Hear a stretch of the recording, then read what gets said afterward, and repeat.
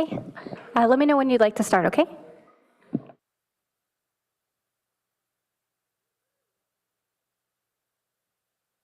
Recording in progress.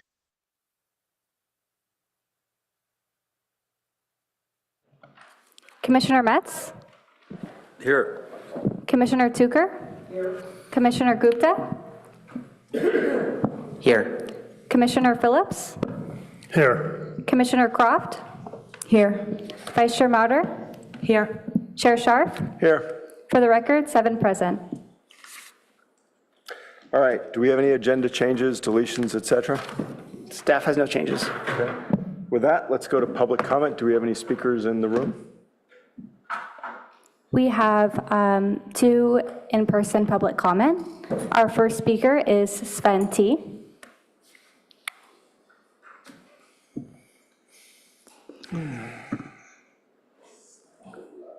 Hi, Sven Thiessen, resident chemical engineer, dad, husband, and leaning into the ministry. So I have a great deal of concern over essentially innocent people, particularly children. So I was really excited to see this card in the mail because 40% of your kids' oxides of nitrogen, NOx, exposure is due to natural gas stoves, and the joy of entropy, when you burn something in air, you inherently get oxides of nitrogen. Nature just abhors a vacuum, and it's beautiful chemistry. We can talk about that later. The problem is the oxides of nitrogen affecting innocent kids' lungs. So I'm really happy to see this postcard, and I'm really happy on the back to see that it's talking about clean energy and air, community health.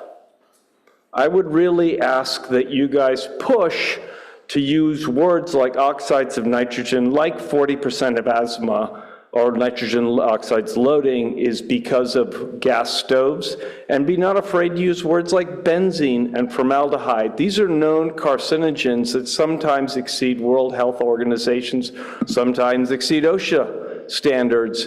In the kitchen, especially if we have a hot summer, what do people do to save energy? They close their windows and run their gas stove. So I pat yourselves on the back for sending this out. This is a great start, and the rebate program is wonderful. But let's go further in the education. Let's be honest about what we say to our residents, because we know these things. Second, I'm really excited that there's going to be a loaner portable induction stove, like a hot plate, and that I've also heard rumor that the utility is going to be giving low-income people, and we know who they are, they get the special electric rates, that we're actually going to be giving them portable hot plates and cookware, appropriate cookware, to go with the induction, because you know you have to have a magnet. And I would strongly encourage you guys, because you love your families and you're here and you obviously are of wealth because you have time to donate to the city, and I'm really appreciative of that, because I don't want to be up there. I'm ex-PG&E, ex-Peninsula Clean Energy. I do not want to do what you guys do, and I applaud you for doing it. I would encourage you to walk the talk and likewise convert to induction. Thank you. Thank you. Next speaker. I'll just say thank you for advocating on this topic several times, and I happen to think of you and every time I turn on my gas stove, so thanks for the comments. Our next speaker is Avro S., followed by Peter D. Good evening, Utility Advisory Commissioners and Councilmember Lowing. I wanted to thank the UAC, the City Council, and the utility staff for working with me and my team in recent months to help develop and get a rebate for induction out. And I'm really happy that there is a higher number in terms of the rebate. I think, I can't cite the number for the induction cooktop, but it's $100 as opposed to $50 for the low-income portable, which is, I think, really, really great. And it's good because it aligns with the city's SCAP goals. But I want to redirect our attention to the March 2nd City Council meeting where in the motion put forward for item 9, the SCAP item, we had a communication emphasis on emphasizing the health risks.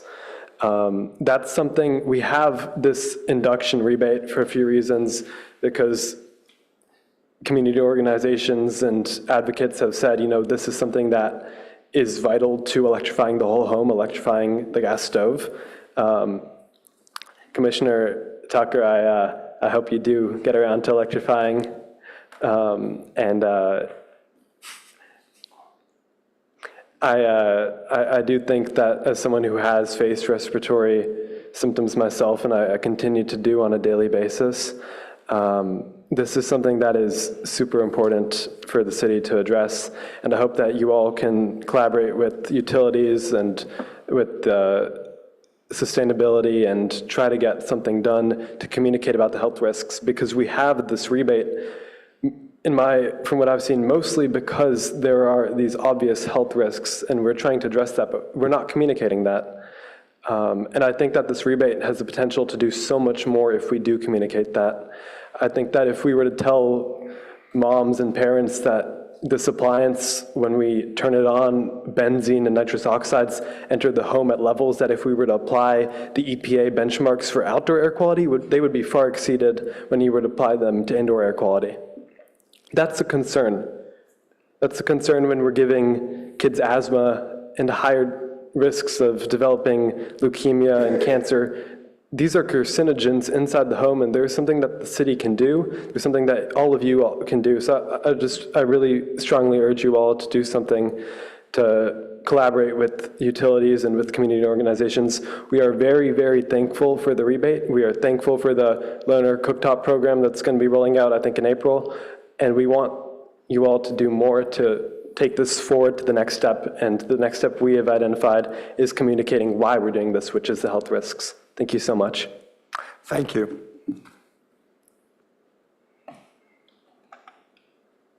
Our next speaker is Peter D. Peter, you now have permission to unmute yourself. Thank you, and good evening, Chair Scharf and commissioners. This is Peter Dreckmeyer, Policy Director for Yosemite Rivers Alliance. I'd like to congratulate you because I think you're having an influence on Bosca. The SFPUC rate shock in January really caught them by surprise. They were asleep at the switch and realized their member agencies like Palo Alto were counting on them to be better watchdogs of the SFPUC. So it appears they're starting to ask questions and focus more attention on the details of SFPUC operations. I'd like to read a paragraph from the notes from their February 11th Board Policy Committee meeting. Beyond the 10-year CIP, SFPUC estimates approximately $10.1 billion of capital improvement projects over the next 30 years that will mostly focus on rehabilitation of dams and spillways for reservoirs throughout the regional water system to comply with California dam safety regulatory requirements. For comparison, Mr. Francis referenced the Water System Improvement Program, which has a total cost of $4.8 billion and is nearing completion after 20 plus years. So the Water System Improvement Program costs $4.8 billion plus debt service, and it was a really big deal. It included more than 80 long overdue capital improvement projects. As a result of the price tag, water rates have quadrupled since 2008, and we won't have paid off the debt for at least another decade. Now we're looking at the current 10-year capital plan, plus another $10 billion after that. That's really scary. Has this new surprise $10 billion in capital costs been factored into future rates? And how will those much higher rates affect demand? And how will the ensuing decrease in demand affect further rate increases? We're facing very challenging times ahead, and I'm thankful that our UAC is taking these issues seriously, more so than anyone else from what I see. We're really lucky to have you. Thank you for your oversight. Thank you. All right, now moving on. No more public speakers, correct? No, yeah, that concludes public comment. Thank you. All right, then we'll close public comment and move on to approval of the minutes. Can I have a motion to approve the minutes? So moved. Okay, and a second? Second. All right, you want to call the roll? Commissioner Metz, Yes. Commissioner Tucker, Yes. Commissioner Gupta, Yes. Commissioner Phillips, Yes. Commissioner Croft, Yes. Vice Chair Mater, Yes. Chair Scharf. Yes. Motion passes 7-0. All right, now on to our utility director's report. Thank you, Chair and members of the commission. So I wanted to provide a recent council action and update. So on January 5th, I'm sorry, I have the wrong one.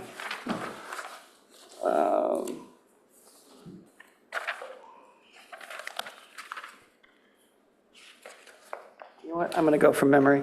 So I just wanted the members of the public have kind of stole some of our thunder in talking about the induction cooktop rebates. Those are active on our portal right now. The induction cooktop rebates for residential is $50 for the potable systems, and $100 for those eligible for low-income customers. For those cooktop ranges that go as a replacement, those are $500 for residents and $1,000 for income-eligible residents. I unfortunately am missing my notes, so what I would like to do is maybe I could come back to you. I'm sorry, here they are. Great, sorry. The Finance Committee reviewed the water and wastewater utility rate charges at its March 17th meeting and voted unanimously to recommend the City Council approve the wastewater utility rate increases as presented by staff. I wanted to thank Commissioner Phillips for speaking at the meeting. The commission heard the UAC and recommended the actual rates that the UAC moved forward with, so we appreciate that input from the UAC, and that was heard by the Finance Committee. Related to rates, the staff is working on a rate assistance program. We were able to go to the UAC subcommittee that was talking about affordability. So we wanted to mention that to the full commission. We plan to bring that back as part to the City Council as part of the rules and regulations update. So we appreciate the comments from the subcommittee in supporting that. The details of that is being worked out on what that will look like. I will just remind the commission that currently we do for extremely low income, which is 50% of the median income in Santa Clara County. We're looking for low income instead of very low income at 80%. That's pretty much the standard that we're seeing in the surrounding communities. And staff is also evaluating increasing that discount rate from 25% to 35%. And then applying that low income threshold to our other programs. For the gas utility, we are in discussions with other departments on the storm drain fee and other fees to see if we can do that across the board. So we'll be bringing that back to the UAC and for future council action. So do appreciate that feedback. Other items that went to council in March, there was a contract amendment with Smart Energy Water. And that is the upgrade to our My CPAU customer portal that will bring us up to date to version 11. And what that will do is we'll actually have a dedicated mobile app for that you can have on your phone. So it is very mobile friendly. We're going to be updating the user interface. We're actually upgrading several series back. It was a highly customized version we have now, but we're going to go with a standardized one. And the timing of that upgrade is actually tied to our SAP S4 HANA upgrade. We're updating our finance systems as well. Another item I did want to mention is that there are 2 new electric supply contracts that we are bringing forward in the next couple months to the UAC. So as you may recall, several months ago, we brought forward to this commission the trolley battery storage agreement. That was an RFP that we went with NCPA and other members. This is actually for solar, another RFP we went out with. This is actually, we're going to see more solar and battery projects. We're looking in the neighborhood of maybe up to 100 megawatts of solar and maybe another 50 megawatts of battery. The commission has obviously experience on the battery side, but if you have other interests on power purchase agreements for those members who have not gone through that process, staff would be more than happy to walk you through that and brief you on what those contracts look like in general. But I just wanted to mention that we had 60 responses as part of this open process with Northern California power agencies, and we're really focusing on two highly competitive submittals from developers. So that's the time I want to give you this commission a heads up in terms of our ability to be nimble and enter into those agreements for the benefit of our customers. So I wanted to give an update to you on that, and that concludes my report. Thank you for that. Sure, go right ahead. That's great news about the power purchase agreements. Are you saying that this process, we actually requested submittals as in initiating power purchase agreements rather than the other way around, which is, I think, what I heard we did before? Thank you for the question. So yes, the City of Palo Alto, our standard process is an open procurement with a request for proposals for developers to provide their products. We actually, in terms of our own efficiency, work through Northern California Power Agency. It's a consortium of 16 utilities, more or less, that are looking for the same types of projects. There's a power of having a larger procurement, and there's a lot of efficiency there. So we not only get the expertise of our own staff, but we can leverage the expertise of others. And then we all submit what potential contracts we would like to move forward with. So there's a few other agencies that are also very interested, and they're moving along at a very similar timeframe we are. Can you tell us rough timeline of when you expect to know or have more information? So as early as May, we want to bring back some terms for the commission to consider in terms of the upward bounds, and it allows us to finalize and negotiate that. We are frankly working in real time and like to be nimble and try to get these contracts sealed up. That's great, thanks. All right. A request, please. Sure.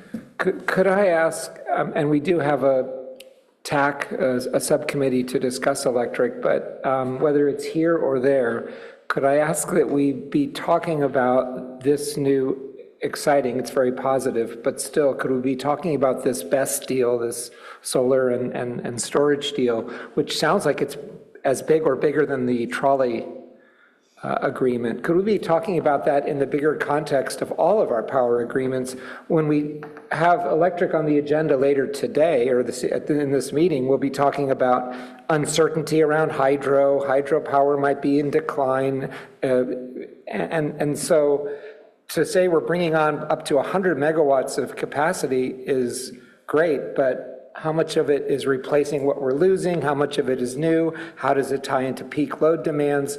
I'd really like to be talking about this in a bigger context, which is kind of what we did with trolley 6 months ago or so.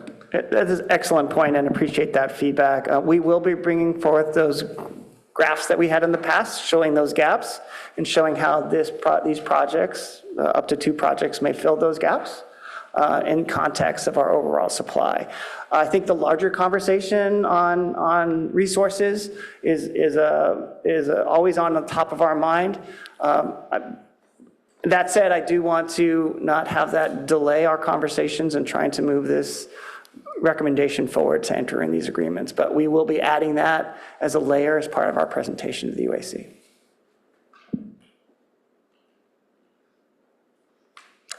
All right, anybody else? All right, that brings us to new business. Staff recommends the Utility Advisory Commission recommend that the City Council adopt a resolution approving the fiscal year 2027 gas utility financial forecast, reserve transfer, general fund transfer, and amending rate schedule G1, residential gas service G2, residential master meter and commercial gas service, and G3, large commercial gas service. Ready for the staff presentation?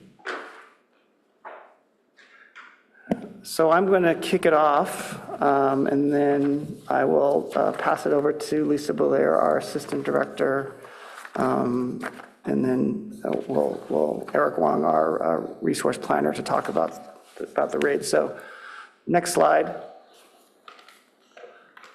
I wanted to provide kind of a baseline of the gas utility and how when we talk about our rate increases, what it really means to our customers, and just the extent of our systems that we have in Palo Alto. So, we have over 210 miles of distribution mains that we must maintain and operate. It's regulated by federal law. So we have a series of staff members and dedicated staff, so over 50 staff members that are working at the gas utility. Significant operating and capital budget. It's 86 million total for those two. And we have about 23.7 million in therm sales. But I think the most important part is that we have to purchase some of this gas from the outside. So when you look at our delivery points for natural gas, they're outside the state. They're two main points, and we actually have access to pipelines that bring gas from Northern California down to Palo Alto. Next slide, please. So why do we have to do these rate adjustments? As I've mentioned before, no one likes to have rate adjustments, rate increases. We do go through a process of a fair cost recovery and investment to these systems for the long-term financial stability of our gas utility, and to support our ongoing operation. So the majority of our investment is what we call our gas main replacement projects. Each of these projects we put on our city website. We give status updates and determine what the cost of an investments are. For the two projects, GMR 25 and 26, it's a $31.8 million investment into the utility. I do want to highlight that, and you'll see as part of the presentation, we have received $16.5 million of grant-funded monies that we are using for that investment. And as part of that, as you'll see in our presentation, we do need to also not curtail any of our other commitments in terms of our reinvestment into the replacement of our gas system. So we are seeing some tangible benefits from that. The other main project I want to talk about is the Arastadero Creek repairs during the storm events in 2023. There was significant undermining of our facilities in that area. So we have gone through a environmental process. We have come up with cost estimates. We're going through a secret process as well. It is very costly to make those replacements. We're actually pulling some of our utilities out of that area that was damaged and moving into another area outside. So rerouting those facilities to get out of that area that was undermined. Next slide, please. So how are the funds being used? I just want to highlight a couple examples. So, as the city has moved forward with advanced metering infrastructure for not only the electric utility, so we can have time of use rates, for the water utility, so we can provide additional information to our customers on leak reports, and they can look at their uses. On a very similar vein for the gas utility, our customers can get hourly data in terms of their gas use, so they can understand the use of that energy at their home or business. And then just kind of a completion of our projects and replacing our aging gas mains. Those are typically made out of steel or PVC. So we do replace those with polyethylene pipe. And as we go through our process, we actually do an inspection. Federal requirements require us to inspect the entire system within 3 years, 1 year for commercial and 2 years for residential. Our goal and objective is to get those done in 2 years. And by doing that, we're seeing some identification of areas we need to repair and replace, and we're seeing some decreases over time. So we're really pleased with that. The other item that we wanted to mention is when there's damages or hits to the gas line. So we've really leaned into more communications with the community, sending out flyers in terms of gas safety, making sure when we do an outreach to contractors to what they call USA, which is 311, or actually, what is it? 811, sorry, 301's different, to do utility locating. That's a no cost to them. We will send our staff out, and we do that efficiently by having just, less folks, because we have 5 utilities, do that marking, so that we don't have damage to our utility, which is costly to repair, and, frankly, is an inconvenience to our customers.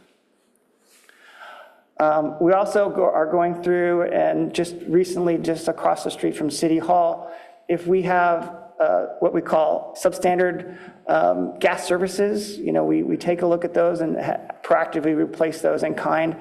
And we're going down to try to create more reliability in the system, but also make those repairs. So that constant reinvestment in our system. Next slide. So here's where I get to hand it off to staff, and they're going to talk about the needs for the rate increases, some of the updates we have to you. I do want to mention that we've incorporated a lot of the input from previous commission meetings in terms of the tone and information provided, so I will turn it over to Lisa. Thank you, Alan. And I'm just going to introduce Eric Wong, resource planner. He's going to run through the rest of the slides, and then we'll be available for any questions. Let me briefly walk you through our gas rates cost structure. Roughly a third of our rate is supply related. These rates are market driven, fluctuate monthly, and are passed through directly to customers. The remaining 2/3 are distribution rate that cover gas infrastructure, funding capital projects, and other fixed costs, including general fund transfers. And these are the rates under consideration tonight. Next slide.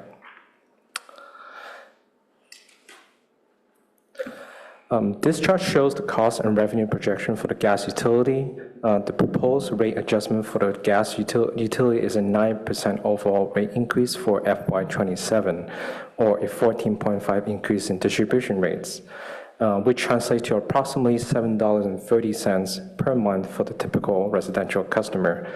The current rate proposal follows the same rate trajectory as projected in the preliminary rates, with a minor adjustment from 8% to 6% in FY31. I want to note that in the 2 arrows, that's the grant-funded CIP project, which is expected to be under construction in FY26 and 27.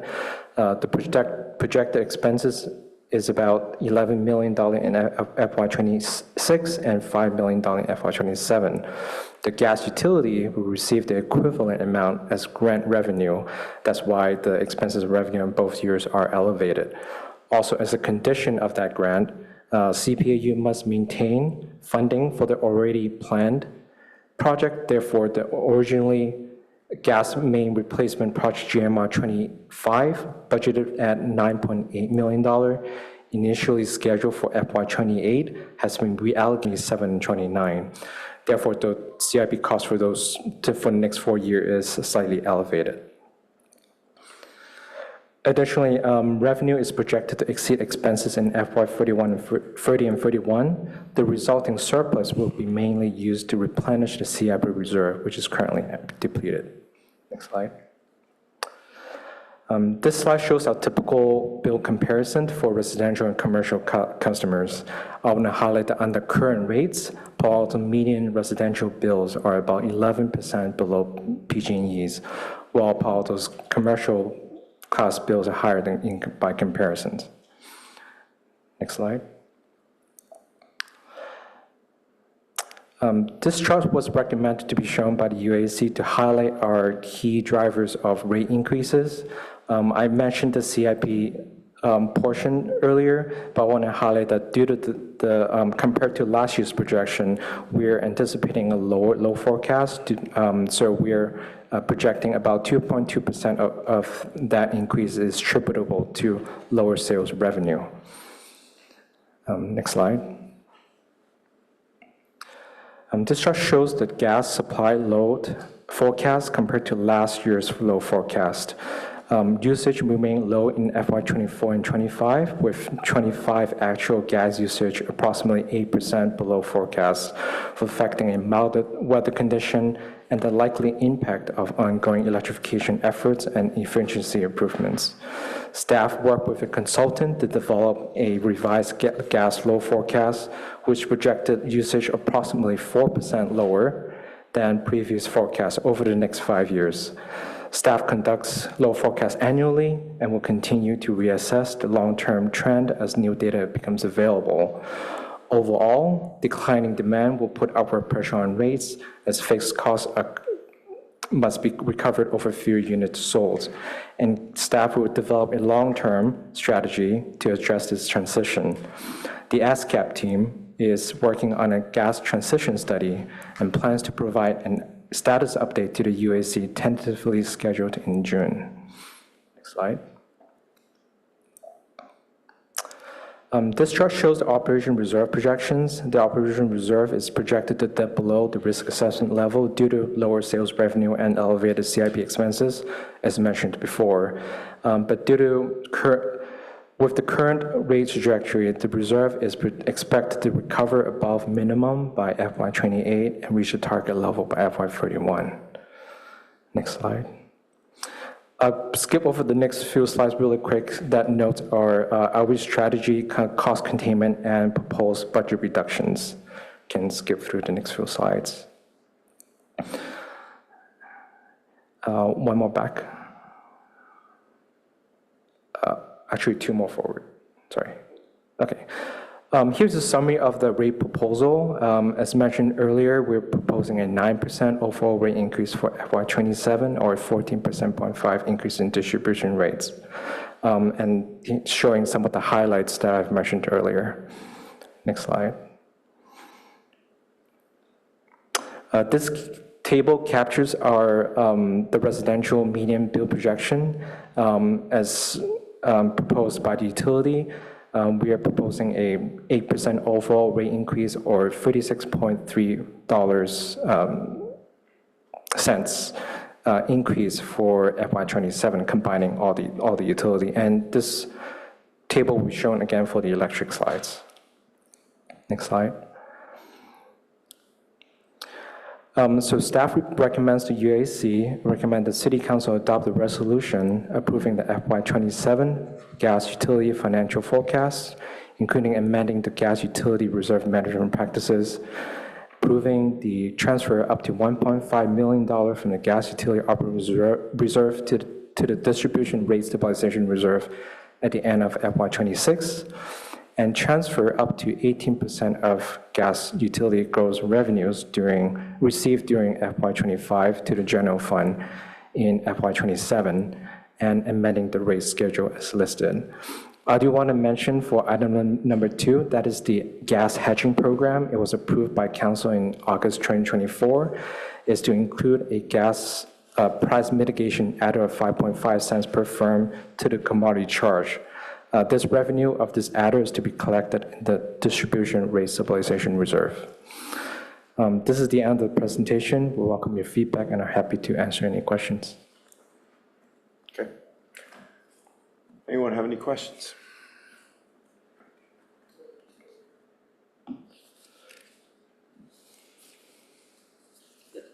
Go ahead. Thank you, staff, for the presentation. I really enjoyed the additional materials in the staff report. I thought they were really helpful. Just one additional thing I think would be really helpful is when we see these forecast tables, like the one in the presentation and the tables that we have in the report, it'd be great to see a summation of what that means. You know, when we reach 2031, what is the total bill impact? By my calculation for gas, I think it's 39% if you add up all the percentages, if my napkin math is correct. But I think that would be helpful when we are talking about plans forward. I had a few questions about the gas utility. I'll just get them all out now. My first question is,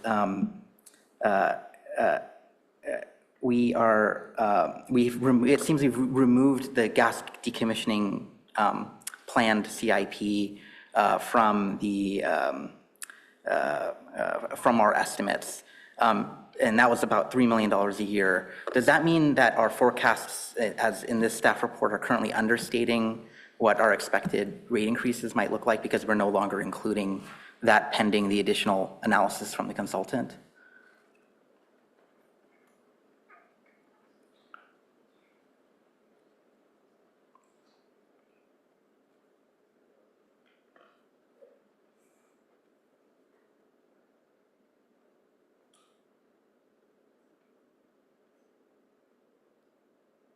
So that's correct. We have removed the decommissioning cost from this forecast. And so I would characterize it as an area of uncertainty, knowing how much that decommissioning cost will be, and it will need to be added in the future to the forecast. Do we have a sense of what percentage impact that had on our forecast? Like, are we talking about 1%, 2% a year?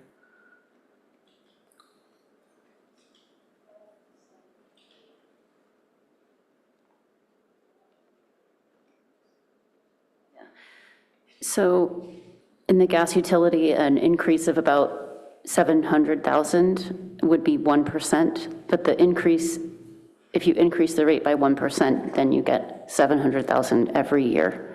I see. Okay. So Oh, go ahead, sorry. So about 4% one time if you want to recover $3 million every year in the future.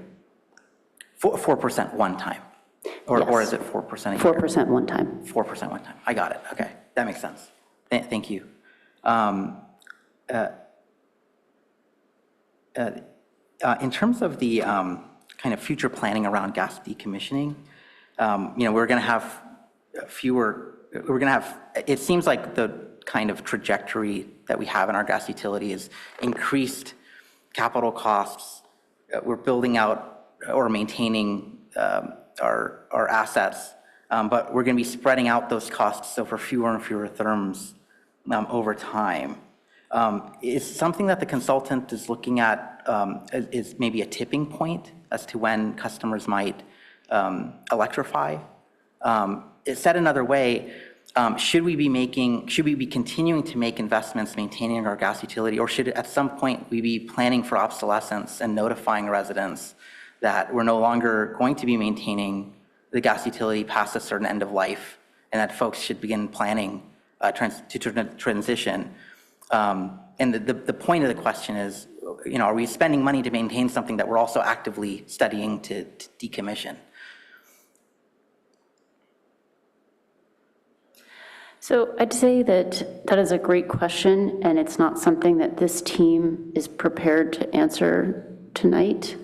We haven't been working on that consulting study, but we can convey that information to the team that's working on that. But I'll turn it to Alan if he wants to add anything to that. So, as I mentioned before, we're federally regulated to actively manage and invest and maintain the gas system as our responsibility to provide that service to our customers, and we'll continue to do so. That said, the Sustainability and Climate Action team has worked up at least an initial look at a gas transition study. It wasn't a decommissioning study, it was a transition study and what that looks like.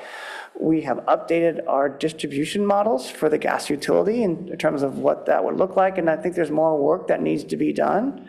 As you may recall, and looking at that gas transition study, you didn't see a reduction in terms of the distribution system until you saw a lot more of the customers, leaving the system before you can decommission. So looking at that, and also the phases of electrification on the other side, because we are an electric utility, we are in active conversations and working with sustainability and climate action programs and what that looks like in terms of how fast our customers electrify.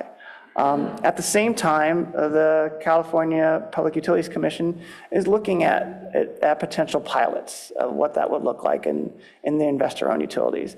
And as public-owned utilities, we are monitoring and actively commenting on and getting feedback on what those those private investor-owned utilities are doing in terms of what that looks like. So again, it's something that we are monitoring and planning for and doing studies on. That said, we are very cognizant and aware of our responsibility to provide this service to our customers and do it in a safe and reliable way. Absolutely. I guess. I actually wanted to, my understanding is council really hadn't made any decisions to decommission the gas utility, that in fact you're just really looking at a transition study and that no votes have been taken. And that, I mean, I think your questions are assuming that we're decommissioning the gas utility. That's not council policy. We're not doing that. I feel like our work plan has that though, right? Well, you can ask Ed. I don't believe it does. So I think you're a little ahead of where we actually are. Well, in terms of what we're studying, we're studying. I think the question is still valid, that one way of looking at it is transitioning folks. But then the issue I have with that, from what we've seen so far, and I think there'll be more studies on this, is that there's going to be a mid-transition bump as folks kind of naturally progress off the system. The remaining folks on the system will have higher rates. But another way of looking at it is, if we're allowed to under the federal regulatory regime, and this is the question I have, and maybe a consultant can look at this, is can we plan obsolescence in that we don't continue to make we don't continue to make investments required to maintain the system, but we plan an end of life for the system.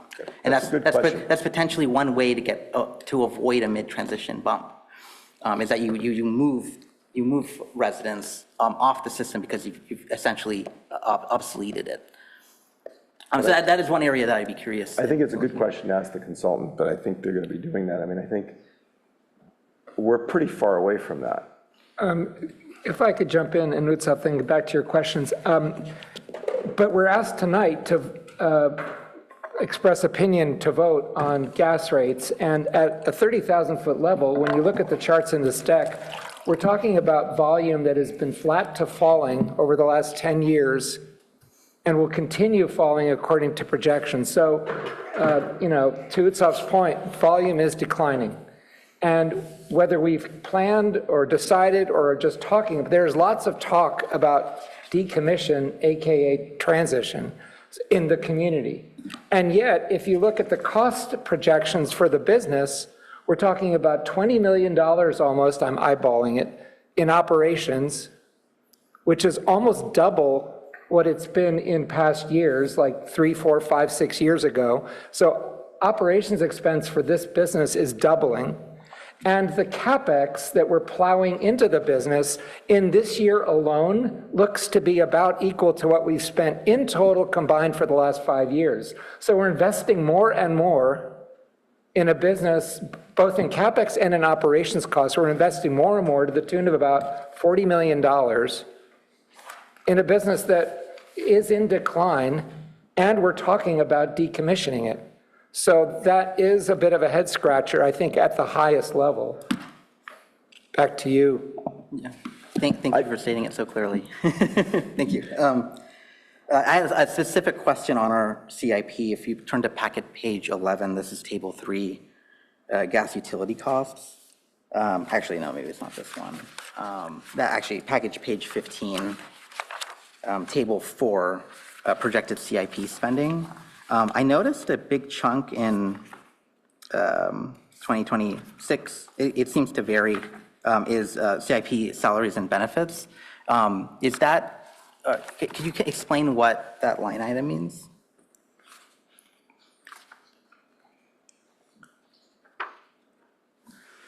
Yes, let me try to explain that. So the city has made a administrative or budget decision to move towards splitting out salaries and benefits. All CIP projects or the larger CIP projects have a line item in there that's for salaries and benefits, and in the past, we didn't split that out into a separate category, but we're going through a transition right now to, the city is going through a transition to split the salaries and benefits out into a separate category, and so what you're seeing there is a fluctuation as we go through this transition. It's not a real dip, but we were trying to match the numbers in the project, and so it won't look like that in the future. It's just due to this transition in that administrative change. Oh, I see. Thank you. That frankly just acknowledges that we have staff working on capital projects. As I mentioned in the overview slide, we have 53 folks allocated for the gas utility plus other services. So just putting in as we capitalize these investments is understanding what the personnel costs associated with the projects. Thank you. I think that's those are my questions for now. Thank you so much. Okay. Hi, good evening. Thank you for the presentation. I had one question, but I wanted to make one technical suggestion, which is it would be helpful to see all the gas reserves on one chart, showing the minimum, maximum, and target levels, since we seem to slosh money between the different buckets. It'd be helpful to understand the, financial position of the business, to see all those piled up together, so we know how much cash we have for reserves. So just a suggestion. I wanted to address the 9% rate increase, which is really 14.5% of distribution costs, as you said. Behind that rate increase, as I understood the document, it assumes a gas commodity cost decline by 4% annually from 2026 to 2031. It also assumes that we make 18% payout to the city, which is about $10+ million, and continue our cap and invest in climate offset expenses. So I guess the number one question, do we still think that gas commodity costs will decline 4%? Given everything going on in the world, do we really think that's going to happen this year?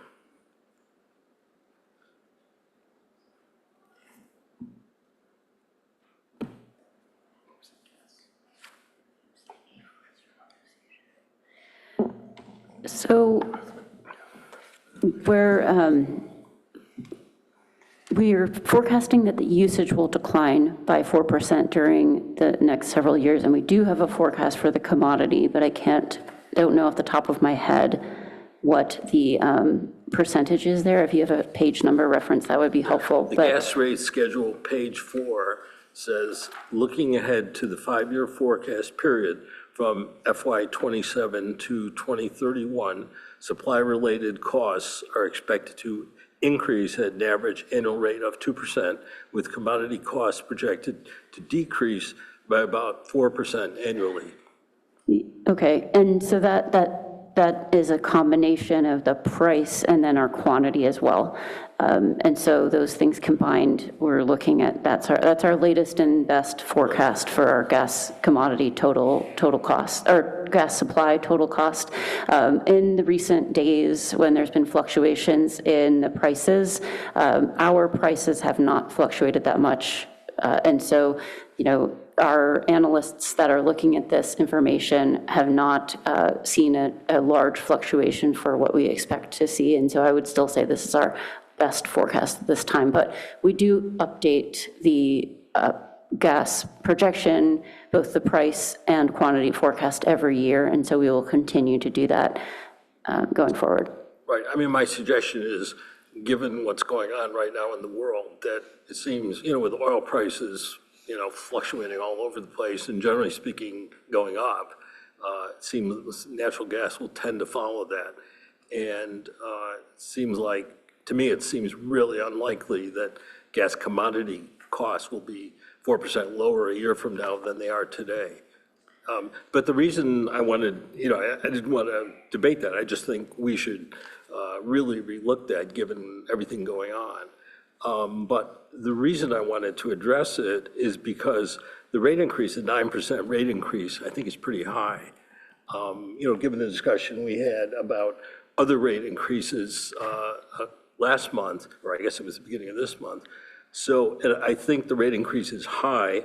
I think it's based on very optimistic gas supply assumptions, for the commodity costs, what I just discussed. And since it's already a high increase, and I think the gas prices are likely to rise, possibly spectacularly, I think we should consider recommending City Council reduce the CPA payout in order to get the target increase more in the 5 to 6% range. Because I think the increase is already quite high, and I think the actual increase that ratepayers will face will be much higher than whatever nominal we put in there, since they have to pay the commodity costs separately.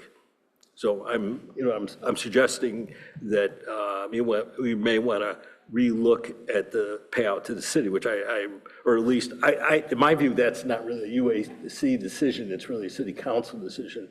But I think we ought to flag that as something to be looked at, because I think these rates are going to be really go up a lot. Go ahead. Yeah, I guess, so you're saying, I just want to make sure I'm clear, it's about a 3% decrease in the unit price of gas combined with a 1% that makes up in demand, that makes up the 4%? Is that correct? It says a 4% reduction in gas commodity costs, and a total. Well, mine says gas prices decrease. That's on. Gas rate schedule, page 4. Okay, mine's packet page 11. We don't need to argue about it, just maybe what is it? Okay. I think it'd be really helpful if you guys at staff just quickly summarize what's driving the different increases and decreases. So I would say that one of the things that's driving the increase is the lower gas quantities of sales that we were anticipating relative to our previous forecast. That's one of the things that changed. Additionally, we do have a construction year coming up for CIP, and so our CIP costs are increasing. That's, as Alan mentioned, we need to think about safety and reliability of the system and making appropriate investments and replacing our mains for the gas utility. Those are the two primary drivers of this rate increase at this time. So I'll return to my question. Is the assumption in the forecast that gas unit prices are going down 3% and consumption is going down 1%, so total commodity expenditure is being reduced by 4% per year? As the report stated, we just heard a quote, it says the sales is forecasted to decline about 4% over the total period, and the price is expected to decline 2 per year or total? On average by 2% per year. And again, in the recent price spikes that we've seen in the broader markets for gas, that has not yet affected Palo Alto. In fact, our commodity prices have gone down for the last couple of months. So, sometimes what we see on a national level or a broader level is not necessarily what we see in Palo Alto, but we do monitor the price projections and come up with our best forecast for the prices. Thank you. In the short run, the North American gas market U.S. gas market is pretty detached from the world market because we do not import, and we only export through liquefied natural gas, and that has a constrained capacity. So actually our gas prices don't move with what happens in the Strait of Hormuz, at least in the short run.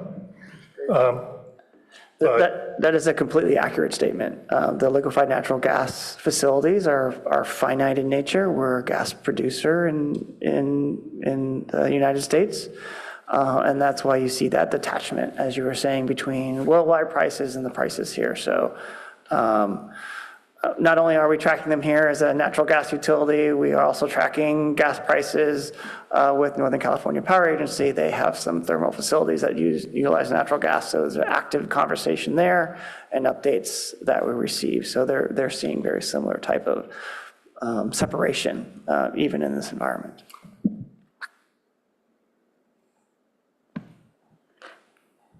Can I just, at a very high level, clarify? We have a $16.5 million grant that we're spending this year and next year. That requires us to continue spending at existing CIP levels. At $16.5 million grant, that represents about 27% of annual gas utility expenditure.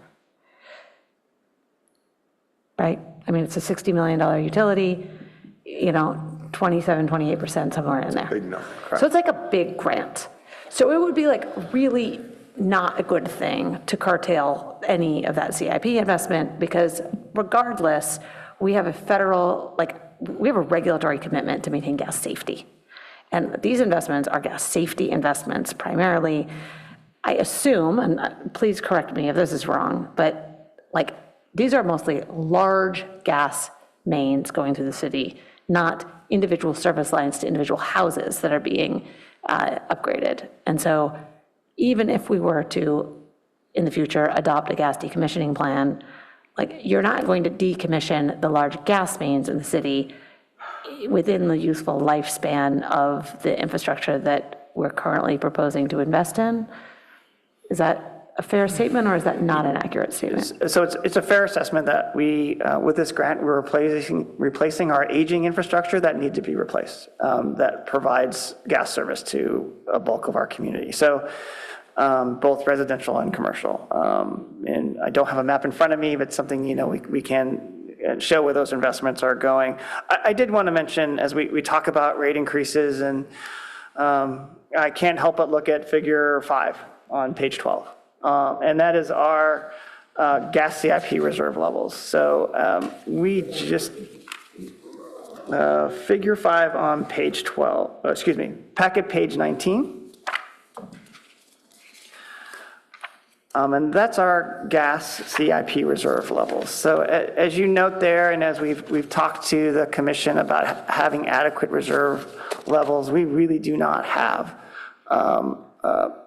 excess reserves in our capital program.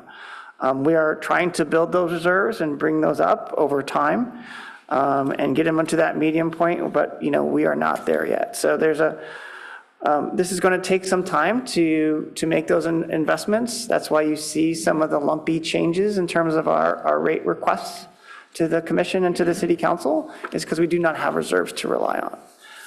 So I just wanted to put that in context in terms of the requests that we are bringing forth to the commission. Megan, could I ask, what is the implication of, I don't quite get your point about the grant. It's a $16 million grant.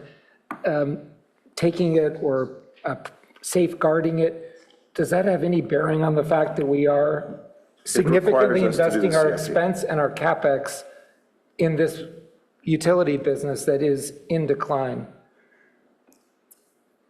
It requires us to do the CIP.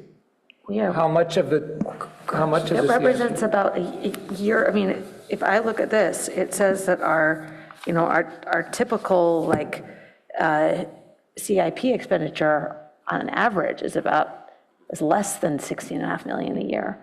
So this is an entire year's worth of CIP expenditure that we have to do anyway, right? In order to maintain safety of the system. You do not want gas leaks and explosions in people's homes or in, on streets. So I look at these as required safety investments. We are going to spend at the same rate right now because we have a grant available. And when city council makes decisions about a gas decommissioning plan, we'll have a separate conversation. But right now, this represents cost savings over the long term by investing in a rate increase this year. That's my assessment. It sounds like you're saying that most of it's roughly $18 to $20 million of CapEx this fiscal year is grant funded. My I mean, I don't know. shouldn't speak for staff. So the grant funding projects are projects that we submitted that we would need to do in the future anyway, and that's why we are still committing to obviously the same level of capital improvement projects. These grants are very valuable to our ratepayers in terms of that reinvestment. So, you know, that is why we're bringing it forward. We're very pleased with that. We have to highlight it because it does show a spike in terms of the revenues, and that could have the misinterpretation, oh, we're getting more revenues, why do you need to do a rate increase? So we had to show that bump and increase in that graph really is just taking into account those new But it also requires that we continue to spend on capital at the same rate that we would have otherwise, Correct. which means that we cannot, in fact, decrease these rates We substantially. cannot, or risk the loss of that Without grant. risking the loss of So that. there is a baseline commitment that we are holding to as part of that grant, and the grant is on top, is not a substitute. Okay. Thanks for Why is the clarifying. grant not mentioned in the deck? It is. It It's is? on page, This whole analysis? yeah, number 3. Slide number 3. Okay. Can I just ask one separate question?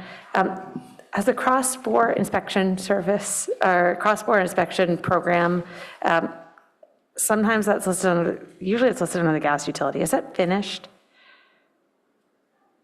I'm going to ask Aaron Perkins here. He is our I'm principal sorry. gas utility engineer, and I just wanted an opportunity to bring him up, so I thank you for that. I just want to know where it's reflected in the budget, and if it's been finished or not finished. So currently, out of those 955 addresses that we brought to the UAC in the past, operations has been going around and inspecting those in-house. We've cleared about 50% of them with our operational staff, which means any of the remaining ones that they're unable to clear or require work that they're not able to perform, those will go out to a contract. So there is still work going on currently for that project. What's that costing us on an annual basis, just out of curiosity? That's internal staff, so it's in our operating budget right now. Okay, great. Go ahead, Bob. So I guess as I kind of look at this, I'm uncomfortable with the 14.5% increase on distribution costs. It seems high. I know it translates, to a lesser overall, and, I'm not convinced, I'm not as worried perhaps as some of my fellow commissioners that gas prices are going to go up a lot, although they might. It seems to me that there's, kind of 3 levers at a high level we can pull. One is CIP, and I kind of stand with Vice Chair Mauder that I don't see a lot of pull there. The second is potentially reserves, and I hear that we're, under-reserved in the capital reserve, and I see the chart where the lines are 0. On the other hand, if I look at our total reserves as calculated in Table 7 on packet page 21, our reserves are at 54% of the revenue, and the plan is to draw that down to 40% of the revenue by 2031. It requires some sophisticated long division that I did off screen in order to make those calculations, but the numbers are the denominators are the starting revenue balances. So again, without getting into what is the appropriate level for each reserve, it does not seem that as a whole we're under-reserved, at least not relative to where we're planning to take the utility. So that's one area I'm tempted to look at. The second area, which I do think we should discuss, is the 18%.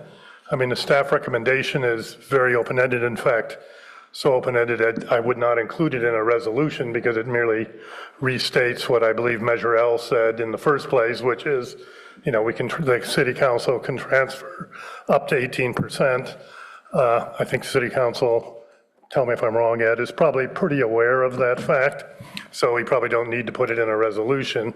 But if we do have a recommendation on this, I think, and Councilmember Lowing, tell me if I'm wrong, it's something we could put forward to council. I think both those points are right on, and one of the notes that I wanted to comment on tonight is to get your feedback on the 18% transfer, because every year that's controversial, as it was on this dais with this commission last year, but you made a pretty strong contribution, a strong recommendation not to change it. But that could change because that's the source of funds. The other side of that is the realities. I won't use the word political realities, but I'll use the word realities, are that that's whatever it is, $5 million that we can't put into other services in the city. So if we put it into utilities, which you could make an argument for to keep the rates down, it doesn't go somewhere else, quite a valid discussion for council to have, in my view. Rachel, did you want to? I just haven't called you. I did have one question, yeah. I have a very short-term question, which is, it has been very hot. And, you know, my heat hasn't turned on in like a month. My gas-powered heat in my house. And I'm wondering if we have, I have a slight concern that we're going to have, you know, lower revenue than expected this year, which will put us at a different, actually, that is my question is, have we taken into account this very strange heat wave, which is it smack in the middle of the gas usage period of the year when people are heating their houses, and how that's going to affect like our revenue for the year? I don't know if, you know, residential, I know there's a breakdown between residential and commercial. I'm not sure how the usage is tracking, but if you guys could comment on that. And then I believe we are, the forecast is for a massively strong El Nino next year, I think, which I think tends to be warmer than usual. So it's just a question, because if we're having much lower volume of sales, and a large part of our revenue is, you know, distribution based on therms, how are we queuing ourselves up for, you know, hitting or missing these financials? So those are really good questions. When we do the load, we did the load forecast in the fall, and we updated it through the end of the year, 2025. So the most recent information is based on a weather normalized forecast that Eric described. We use a statistically adjusted end-use model that our consultant provides, and that's the chart that you saw with the slightly declining demand over time. And so in terms of incorporating the specific month of March and the impact that heat wave may have had, we have not incorporated that in this forecast, but we've looked at it more on a weather normalized basis. We don't try to forecast whether there's going to be an El Nino or that type of thing. So that's how we approached it. Thanks. Okay, so I guess my concern kind of on the other side of things is that we're going to have, you know, we have the potential to have much less gas usage than even we are, forecasting moving forward. And I guess I would be concerned if we are hitting lower than our forecast each year, our revenue are lower than our forecast, and we're having to spread out our CIP and our fixed costs over fewer therms. That's a concern I have. I also, you know, as we talked about kind of the alarm when we saw the full portfolio of, you know, the utility costs each year going into the future for 5 years, you know, back in, I think it was December, when we decided the financial subcommittee would focus on, electric and water. We did see these numbers back then. And I guess my thought is if we're going to try and push us to save cost we're trying to push ourselves to save costs everywhere, really, because we don't like these high increases every year. But due to, my concern about demand, as well as, desire to shift people over to electric, I'd rather push people on, the prices on the electric side, for example, and also in water than in gas. That's just my personal preference for finding places where we want to cut the increases more. All right, I had a couple questions. On the load forecast, I find really difficult for me to process. And I think part of it is that I think like Commissioner Croft was really talking about the weather is what's driving, but we don't know what the weather's going to be next year, and that might be long, and a Nino year might be hotter. And so, but it gets all mixed up in here. It's like, you know, you talk about normalizing the weather, which I assume means making it not as hot, right? That's what normalizing the weather means? Or I'm get confused, because we talk about normalizing the weather when you do the load forecast, and you then talk about, you know, the gas supply, you know, you expect less because people are fuel switching away from gas. I guess I'd love to see that stuff broken out, like difference between the weather and the difference between how many people are actually switching, how much is that lower. I mean, when I look at this chart, it doesn't really look like a downward trend. It looks like you made up the downward trend, frankly. I mean, it looks like flat. It looks like you have this little spike, and then it goes flat, and before it's gone up, and then it went down for COVID. I mean, I don't really see the data that gives you that lower sales. Now, I mean, I'm not saying it's wrong. I'm just saying I don't see past. The past does not seem to tell me that that's what's occurring. I'm assuming it's because you expect the weather to be, you know, to produce less gas. You expect people to fuel switch, but how many people are actually fuel switching? You know, how is that really affecting? Can you talk a little bit to that? Sure. So when we normalize when we do weather normalization, we're looking at individual years where we know what the temperature was. Was it very high, very low? And then adjusting what the sales would have been if it were the weather, you know, for a longer term time period, like a 10-year period. So that's what they're doing in the analysis. And we do have some more details. Perhaps next year it would be helpful if we attach some of those memos really describing the full analytical analysis and the regression equation that shows, you know, what those coefficients are for each of the things that you'd like to see broken out. That might be helpful. So what we're doing here is we didn't make these numbers up. We just distilled the information that's at that more technical level from the technical consultant and tried to present it in a way that just shows what the trend is. And so it's smooth because it's based on regression and based upon, you know, all those different factors put together into the analysis. I don't know if that helps at all, or no, that does help. And I think for next year that would be great. I think it would be great. So what I'm really seeing here is that we're roughly at 25 million is we sell therms, and you think we're going to head down to, you know, 23? I can't really tell because the numbers seem small, but somewhere between 20 and 25, but it doesn't look close to the 20 million. So it looks like we're going to sell, you know, what is it? Is it 4% less? Is that by 2040, I guess, is what I'm looking at. So it's more than that. So, you know, it's 1 or 2 million by 2040 therms. But Greg, when we talk about it. Wait, I'm talking, please. Yeah. The decline is about 1.1% per year. So it's 1.1% per year. Right. And we expect that to go down. And is that based primarily then on fuel switching is what we're suggesting, or what's driving that? That's another great question. And I will say we also have, when we worked with the consultant, we do have two scenarios. So one is without that high level of electrification, and one is with the high level of electrification. So the scenario that we selected, similar to last year's, with that higher level of electrification assumed.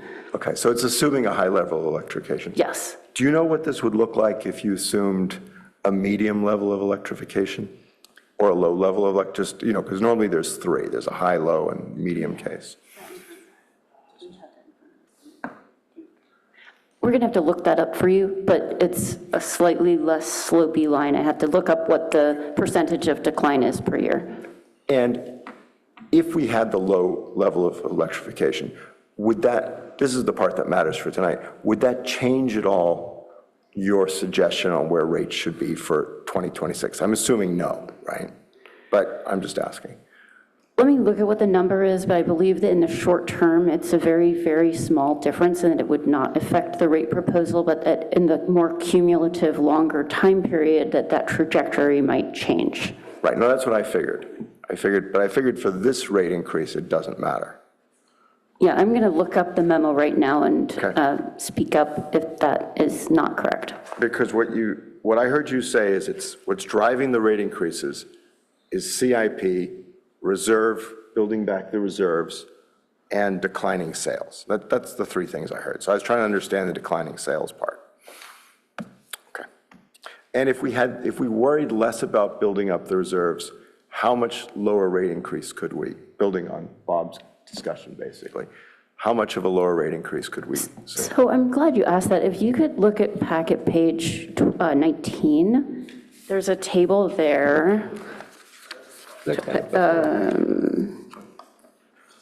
Packet page 20, sorry. Yes, so Commissioner Phillips mentioned the table on packet page 21, I think it was, and that table in the listing of reserves, it does include the cap and trade or the cap and invest reserve, which has a sizable amount of money in it, but that is restricted. It's only allowed to be used for specific purposes that are outlined in the regulations. And so that is not available at all for the utility to use those funds to cover operations or CIP or anything. It's restricted. So when we look at our total reserves, I'd like you to look at the chart on page 20. That chart gives a little bit more of a full picture of the funds that are available for other purposes. And I will also add that we show the commitments and reappropriations on that chart, the blue bars for completeness. But again, those funds have been committed for specific purposes and are not available for other purposes. They're basically considered being spent. The green bars that are on here, the distribution rate stabilization, that's the hedging program that Eric was talking about. So those funds have been specifically set aside by the council for, in the event of a price spike, that those can be available for that specific purpose. The council could put that towards anything it wants. They could change their rule. So that's the intent of those funds, and the council could change the use of those funds. So What about the blue line?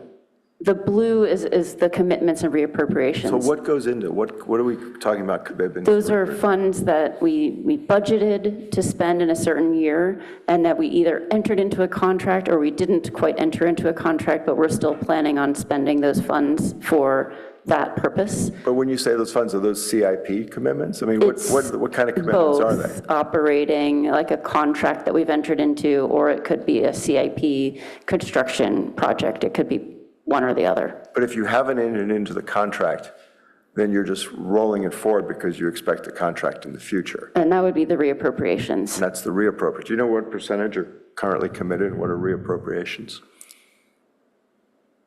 I will look that up in the sheets. I did want to just mention that when you take away the blue, the operations reserve is quite low, and there are not other reserves other than like you mentioned, the council could change the use of the hedging reserve that it established. There really aren't other funds to draw on in the event of volatility in the gas utility. I noticed that from this table, at the beginning of 2027, the operations reserve is about 12 million, and then at the end, it's about 7.3 million.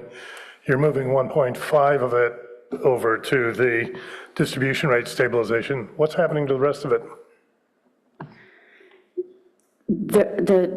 What's going on there is that 2027 is a construction year for CIP, and so we don't do the CIP, we spread it over different years, and so it can be lumpy in terms of the investment, and that is a year where we're spending quite a bit on CIP because of construction.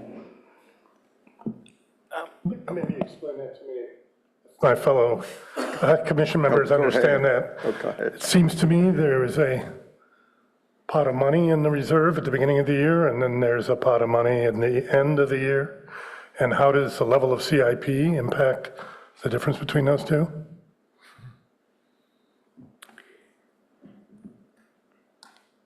Well, the change in the reserve from the beginning to the end of the year has to do with the amount of revenue and expenses that the utility experiences during the year. And that includes both on the operating side, the revenue and expenses, and also the investment that the utility makes in capital assets. So we are digging into our operations reserve to pay for capital projects? It makes no sense to me. I'm maybe... And, there may be someone who can explain this better from more of an accounting perspective. However, all of our, from what I can see, all of our costs and revenues go through the operations reserve. The CIP reserve requires a council approval to move funds into that reserve or out of the reserve. So when we're talking about from one year to the other, from one year to the next, we don't have enough to put into the CIP reserve. We're planning to spend it in 2027.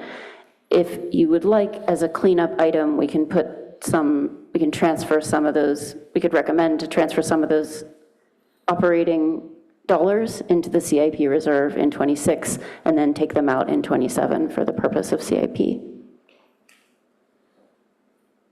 Don't do it on my account. Okay. That actually just raises a quick follow-up for me. How much wiggle room do we have on timing of these projects? You said the construction year is 2027. Are we already at end of life of these components, or do we have some wiggle room so that we could just wait to see what happens with our gas decommissioning study? There's a lot going on with SCAP. What can we safely do in terms of flexibility on timing on CIP? Gustav, I think that we're required to continue to spend at the previously set rate if we're going to claim that's my question. that $16.5 million. That's my question. How much wiggle room do we have?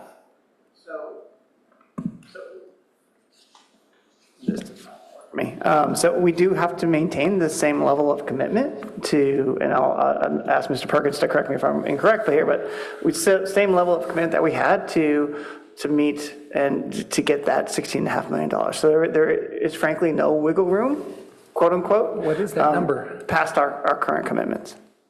Yeah, what is the number of our commitments? Does it include salaries and benefits, or is it just the 13 million for gas main replacements? It's the current expenditures we have for our gas main replacements. Just for GMR?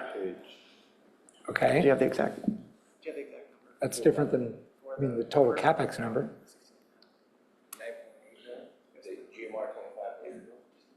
It's in the deck. The GMR 25 original budget was 9.8 million. And that's pretty standard for a lot of our GMRs in the past is around $10 million. Good, that helps because we have in table 4 in the packet, there's reference to a $19-20 million CapEx plan, CIP spending plan. That plan includes operating costs like salaries, which I guess is more common in utilities than in other businesses. It's not typically a CapEx. But of the $20 million of CIP, 13 million is listed here as GMR, and you're saying it's 9, and that's the number that we can't touch, else we jeopardize the $16 million of grant. But helpful to know. So just to make that crystal clear to me, we have to maintain $10 million a year in CIP for the grant funding, or do we have to maintain it for a certain year? So as part of the grant application, when the federal government opened that, typically a $10 million project gets us right around 19,000 to 20,000 feet of main to be replaced. GMR 25, which we went with the grant, was about 26,000, a little more than 26,000 foot worth of main, which is what brought it up to 16.5 million. We've estimated construction costs, staff time costs, other backfilling costs, different costs are associated in that whole $6.5 million grant, including equipment purchase for leak survey equipment for our operations. Oh, I see. So that whole grant tracks all of that. Thank you. So is it specific to one GMR? It is. So the grant is specific to GMR 25. I The see. original budget of $10 million that was for the original GMR 25 was split in half and applied to GMR 26 and 27, which is why those ones are elevated. I see. Is there any wiggle room beyond GMR 25? So currently, there's 28 miles worth of PVC pipeline, which is well after its useful life. PVC is susceptible to earth movements. You know, we live in California. The pipeline doesn't have tracer wire. It's susceptible to excavation damage, which typically leads into hazardous leaks with blowing gas.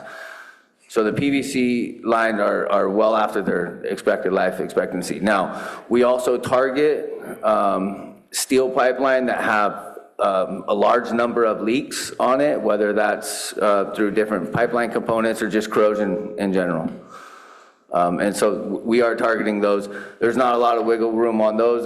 They just continue to add on to operational costs to go out and repair and fix. And we've been in the same neighborhoods multiple times. And at some point, we need to look at replacing it and upgrading the system. So it sounds like our hands are tied not only because of the federal grant, but also because with these other changes, these are all past end of life, and we have to make these upgrades for safety. Is that kind Correct.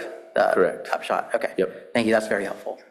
Okay, so I wanted to get back to, if we did not want a 9% rate increase, if we wanted a lower rate increase, not touching the CIP, so then you'd basically be left with, either you say, we're going to sell more gas than you think we're going to sell, or we don't have as big a reserves. Is that, am I understanding that correctly, or is there another lever? Or reduce general fund transfer, right?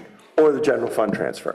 And the general fund transfer would, if we didn't do it, 10 million, would be a 14% decrease, right, in rates, 14% decrease in rates. Is it? Because I took 700,000 and divided by 10 million, and I come up with 14. That's how I came up with that in my head, but maybe it's 16%, but it's a big number. So what did we do with the general fund transfer last year? Was it this full 18%? I thought it was, right? Yes, it was the 18% last year. And the year before that, it was less, because we recommended not going to the full 18%, right? That's right. And wasn't there some spike where it spiked up and then it's going to spike down again, or is it always going to be now at about? That's right. It spiked up, and I think that the spike year was 2025, based on the actual revenue in 2023, which was the spike year with the gas price spike. And so for 2020, it now has come down again. So it's downing. So this is less actual money, We should right? probably look at a chart to show you, but because revenues are going up at the same time, so it's, let me see if I can find a chart to refer you to. Right. I guess I'd ask Ed, I mean, obviously, we recommended not doing that last year to the full amount. So what would be helpful to the council? I mean, obviously, the finance committee can say, hey, we're weighing this whole thing holistically. You know, is it worthwhile for us to engage in that discussion or Yeah, not really? I think it is. I was going to actually, you're bringing up again with something I was just going to ask. It'd be helpful to know, what does $1 million get us in terms of percentage down on the gas price? If we pulled out 1 million of the 10 or 2 million of the 10, so per million, what do we gain? So at least we have the tools to make a decision. Approximately 1.5%. For 1 million? For 1 million. So 2 million would be 3%. I would propose we set it so make a recommendation so the increase is 7% for which it's planned to be for 2028 rather than the 9% as a suggestion, just to get my fellow commissioners feel. I mean, Just to get that number on the table and let the finance committee work it out and take it to council. I'll just put a number on the table. I suspect they're not going to make it smaller, so, but. I would support 7%. Anyone oppose 7%? Do we need to take a vote? I feel like we're going to have this discussion all over again on the electric side. And the only places we get the general fund transfer are gas or electric, isn't that right? It's only gas. We're not going to have the discussion on There is no discussion on the electric side. There is no general The fund 18% is solely for the gas utility. Okay, and so the general fund transfer on the electric side is what? There is no Oh, there's zero. specific 18% commensurate amount associated Okay. with that. Is that went to there the a voters. transfer? Isn't there a transfer to the general fund on the electric side? There are services from other departments, services from the clerk's office and others. I'll probably defer to the assistant city manager. Okay, good evening, everybody. Kylie Noze, Assistant City Manager. To the director's point, and I think where the clarification is there are general fund transfers from both the electric and gas utilities. The structure of those transfers are very different. The gas utility was affirmed by the voters, as everyone referenced recently, and is based on a gross percentage of revenues, an up to, not to exceed amount. The electric transfer is based on a formula that was established many years ago and ultimately was upheld when we went through the recent litigation that changed the gas transfer. And so that is a transfer that's made from the electric utility to the gas utility, I'm sorry, to the general fund annually. I think combined, these transfers are about 20 million? Is that right, Lisa? 27 million? Thanks, Dave. About 27 million in total between the two utilities that go to the general fund. Could you just give the range for the electric? It's this complicated formula, but it's X percent? No, it's not a percentage. It's based on asset values, rate of return from other utilities in the utility space, and then available revenues that are eligible to be transferred under this formula. And so in recent years, it has ranged, it's been approximately what? About 15 to 17 million. Just electric? Correct. And 20 million is what you just said is the combination? About 27 million, it sounds like, 27, is so the combo. So in recent years, the transfer from electric has been even greater than the Prop L, Measure L approved gas transfer, is that correct? Correct. Didn't realize, thank you. Is there any discretion to change the electric transfer, or it is a formula that we cannot opine on?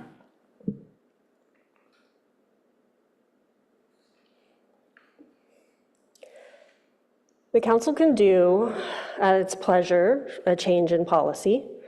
In this area, there's high risk for litigation, and so we would want to look at that in greater detail before we were to probably relook at the structure of that. Ultimately, the structure of the electric one was upheld in recent litigation, but that's why I say it's an amalgamation of a few different variables that it's allowed under. And have we just followed the formula in the last several years, or when was this litigation that you're referring to? The Green case was settled probably 3 years ago, but the litigation was ultimately brought forward sometime prior to COVID. It took many years for us to resolve it. In terms of how long the formula has been in place, I think almost 2 decades. 2009-ish, early 2000s, that the formula has been in place. It has been updated in alignment with the recent court decision, but that's the only way that it's been changed. So Bob, do you want to flesh out 7%? You get there by saying, you could say 1 million reduction gets you 3, right? Or 2, what is it, 2? 1 million gets you 2%, right? 1.5%. That's what I was thinking, 1.5%. And then the other 0.5%, it would come you'd have slightly lower reserves then, or you'd have slightly more gas sales or slightly less gas sales. I mean, I think you could probably just have a 2% and reduction if the council took 2% less. So you're saying 16% rather than 18%? Yeah, basically. Yeah. Okay. I mean, I don't know, that's what I heard from staff. I think Did I get that right? misspoke. So a 1% change in the percentage of general fund transfer, like if we went from 18% to 17%, would be about $600,000 of less cost or of money that we're talking about. And sorry, I was speaking about a $1 million reduction in the revenue needed would be about a 1.5% rate increase in terms of the gas rate increase. So sorry, I misunderstood the question and misspoke. So just to clarify, if council took, instead of taking 10 million, which is 16%, right? If they took 14%, how much money would they be taking? That's The 10 million is 18%. Right. Yes, and so you want to get the 10 million to what number? Well, I guess I wanted to get a 2% rate decrease. How's that? Okay. Isn't 10.5 million 18%? Right.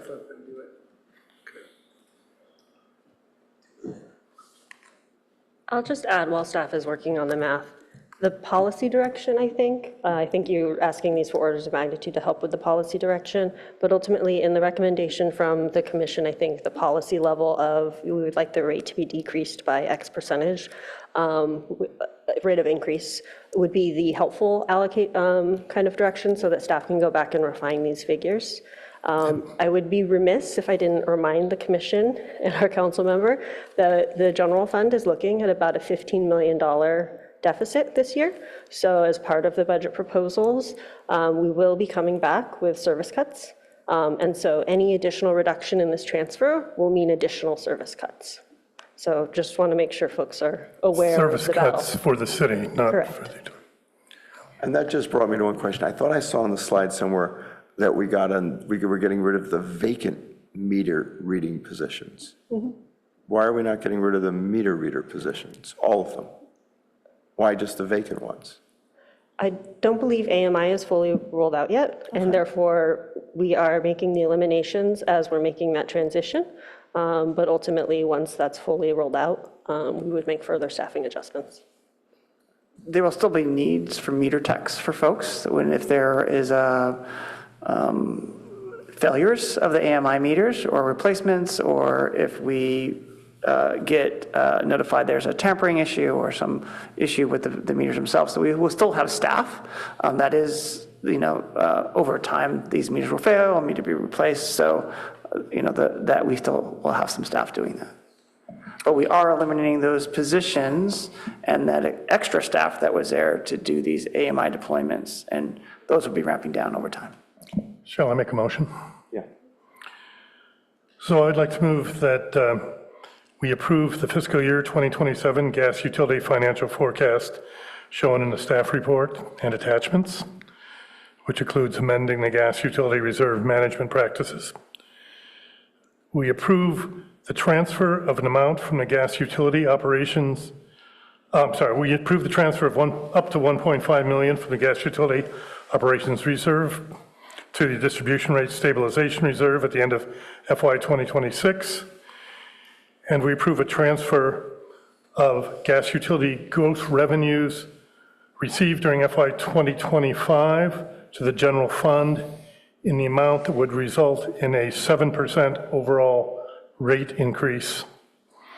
We also approve amending rate schedules accordingly, inconsistently with the 7% overall rate increase effective July 1st, 2026, including G1, G2, and G3. Okay. Someone needs to second. I'll second that. All right. Any further discussion?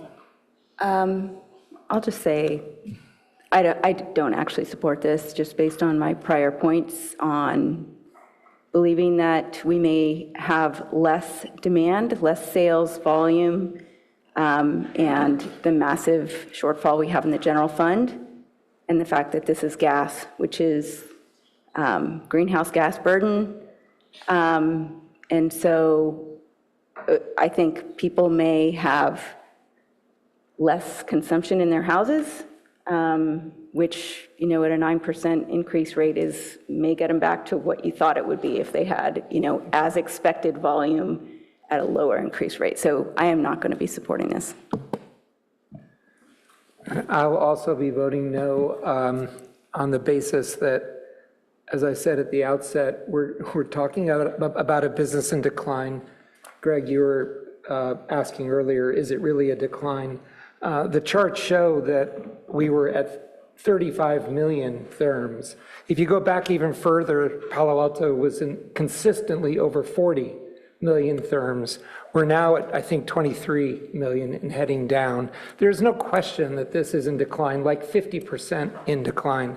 And Megan, to the point of like the importance of investing in CapEx and avoiding gas explosions, of course I realize that, but it's as if we just found religion. If you look at the history of CapEx in the last 5-6 years, I said it before, the plan for FY 26 and 27, each year the CapEx seems to be roughly about the same as the prior 6 years combined.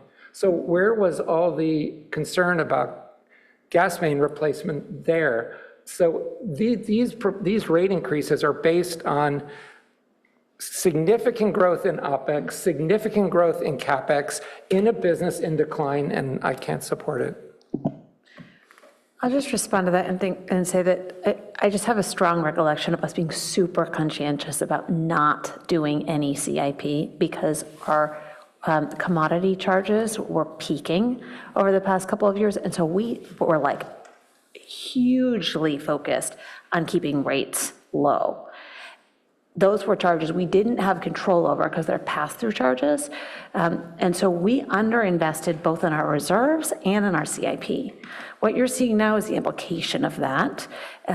And fortunately, the receipt of an external grant to support this. So I would just say I would push back on that a little bit. I respect the perspective of like, you know, we would love to see from a SCAP perspective, a transition towards electrification. I think we all support that. But I think that doing that at the expense of safety is not something that this commission wants to stand behind. And I think I get your point about the overall business over the years declining, but if you look to at least to 2040, it's a minor decline, and it's not a huge, it's not leading to decommissioning, and it's not leading to, you know, shutting down the utility, at least by 2040. You know, I think it depends on where it goes beyond that, and given the safety concerns and that, I think we really need to run it as if people are using it, which they will be through 2040. Yeah. It's just very hard to look at this chart that shows expense, the growth of the expense or the cost bar chart and say, yeah, that's our plan for a business in decline. Will you be submitting an alternative proposal, amendment? I certainly can. I'm just curious what you support if it's not, this, we'll take this over, but what I don't hear is an alternative. What would rates based on a aggressive, bare bones managing a business in decline scenario look like? Because nothing in the staff report suggests that that is what we've got here. But that's not where we are. Well, that's not the business plan we have, but maybe we need a new business plan before we propose these rates. Yeah, I'd like to support that comment. It's also because we're at a very special time in the city's planning process around grid mod, where we're about to spend hundreds of millions of dollars in order to electrify our city and transition away from gas and ultimately decommission it. And also, we are in a historic time, in an inflection point on our SCAP. And there's a lot of work going on in the city on planning around our sustainability goals. I think I'm fine with the $16.5 million that's tied to the federal grant that basically is at net zero. But I think my alternative proposal would be to push CIP except for that just 1 year. I think the gas system can be safe and survive for 1 more year while we deal with the extraordinary amount of planning that's happening in the city currently, which might radically affect how we approach our gas system moving forward. So I'm not comfortable making millions of dollars of investments in a system that we might ultimately choose to decommission, also at great cost. I'll also point out that currently we understate the cost by 4% because we don't include decommissioning this year. I don't think there's any issue, but I don't think there's any chance we're decommissioning the system before 2040. Don't think it's happening. There's no way it could happen. I mean, it depends on how aggressively our city wants to pursue its 80 by 30 goals, right? And there are I mean, that's the conversation city council is having. So I think that's serious. On the matter of the 18% transfer, I actually think this is one of the few levers we have to disincentivize gas. So I'm not a fan of reducing that disincentive. I really appreciated Commissioner Croft's questioning around can we reduce the transfers from the electric utility, and I think that is what we should be recommending we study further. So those are my reasons. Anyone else want to comment, or should we just vote? All right, you want to call the roll? I need to make a comment. So when you reduce rates by 2% in 2027, that has a multi-year impact throughout the rest of the time period. So I just wanted to report back on how much we would need to reduce the general fund transfer, and it's quite significant if you don't restore that 2% in the following year. You may restore it the next year. Okay. Who knows what you're going to do the next Great, year? okay. It depends on where they are. They may decide to up the general fund transfer again, or they may decide not to. Understood. Do you have a number on how much the general fund transfer would be reduced with a 2% decrease? You need to reduce it to 14%, so 4% to be able to reduce rates by 1%. So that would be an 8% reduction in the general fund transfer percentage. So that would be a 10% general fund transfer in order to make that 2% change in rates and sustain it.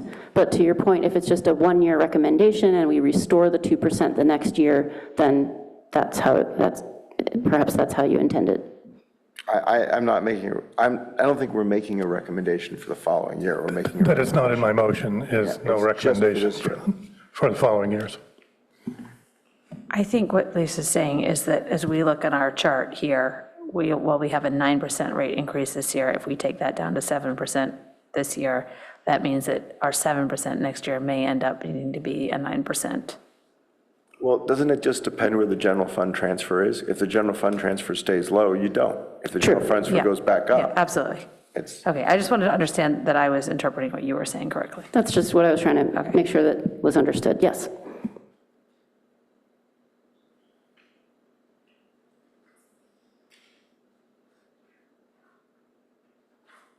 You want to call the roll?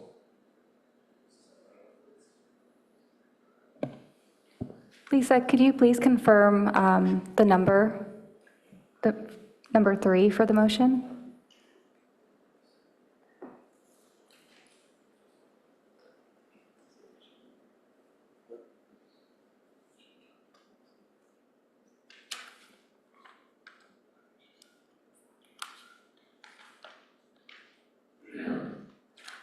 Our back of the envelope is 10%. We're trying to work on the model right now to try to confirm that, but that's the best to have right now. Can't we just say transferring a number that would allow us to get to 7% increase? We're going to transfer about, like 6 million? Something like that. Your mic. You're going to transfer about 6 million? I mean, that's not precise, but. I would rather, instead of doing this on the fly, use some of the language that Chair Scharf was suggesting in order to have at most a 7% increase in rates. I'd like to make a possible friendly amendment, which is that we have the Finance Committee look at the different levers, including the general fund transfer, to get us to a 7% rate increase. What are the other levels? Well, I suppose you could have lower reserves, right? They might decide that you could have lower reserves because they're more, we haven't spent the time, to your point, of going through the $40 million, which council can say much more clearly. We're less worried about the reserves because we can borrow the money from this other fund, knowing we have to pay it back, if we get into trouble. I'm open to that. I'm just saying, I think that allows a more fruitful discussion at the finance. Yeah, I'm open to that amendment. All right, so do you want to? If they know about some levers that they can pull with the reserves, I'd be happy to have that done. You want to try and?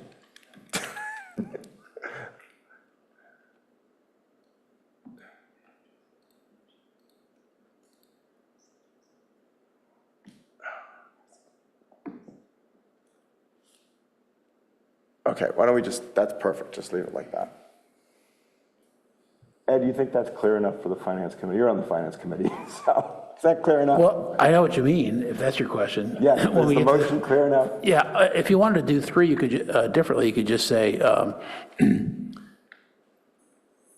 make adjustments to reduce this year's level to, where were we going to, 7%, including a review of the transfer from general fund. Because then you don't get into the 10%, and they're not sure about that, and we don't know exactly how many dollars that is. Yeah, I accept and like that motion, that amendment. Okay. Although I guess it's not really an amendment since you're not on the commission. I'm feeding the friendly amendment person who can amend it. Right, that amicus curiae suggestion. So you want to, yeah.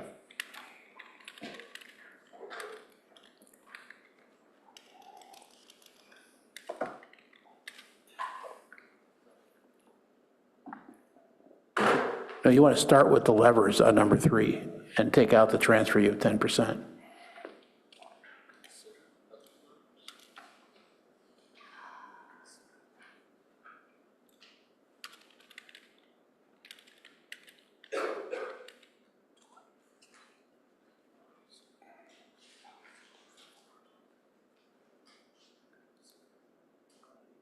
Could I suggest the wording? Sure.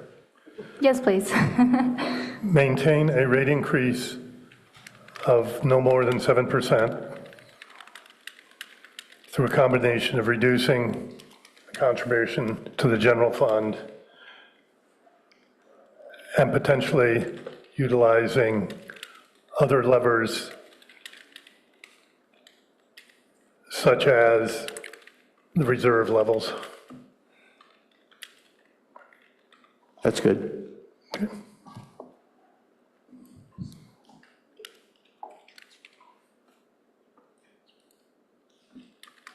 I think that word accommodation was a combination. That is correct. Thanks for that.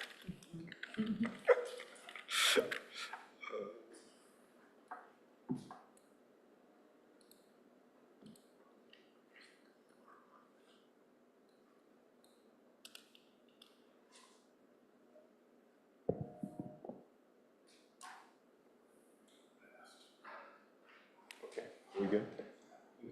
All right, you want to just call the vote? Before I call roll, I just wanted to state for the record that we had no request to speak for public comment for item 2. Good, because I forgot about that. Yes. Thank you. Commissioner Croft? No. Commissioner Phillips? Yes. Chair Scharf? Yes. Commissioner Metz? Yes. Commissioner Gupta? No. Commissioner Tucker? No.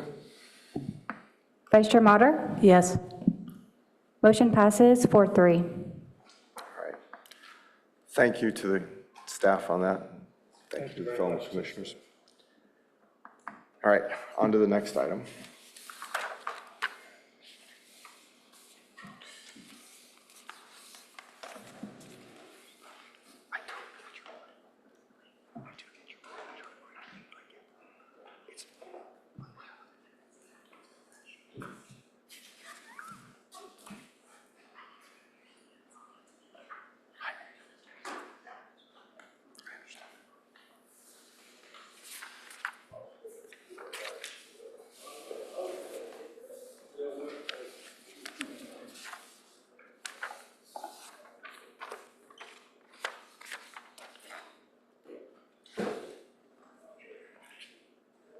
All right, are we ready for item number 3?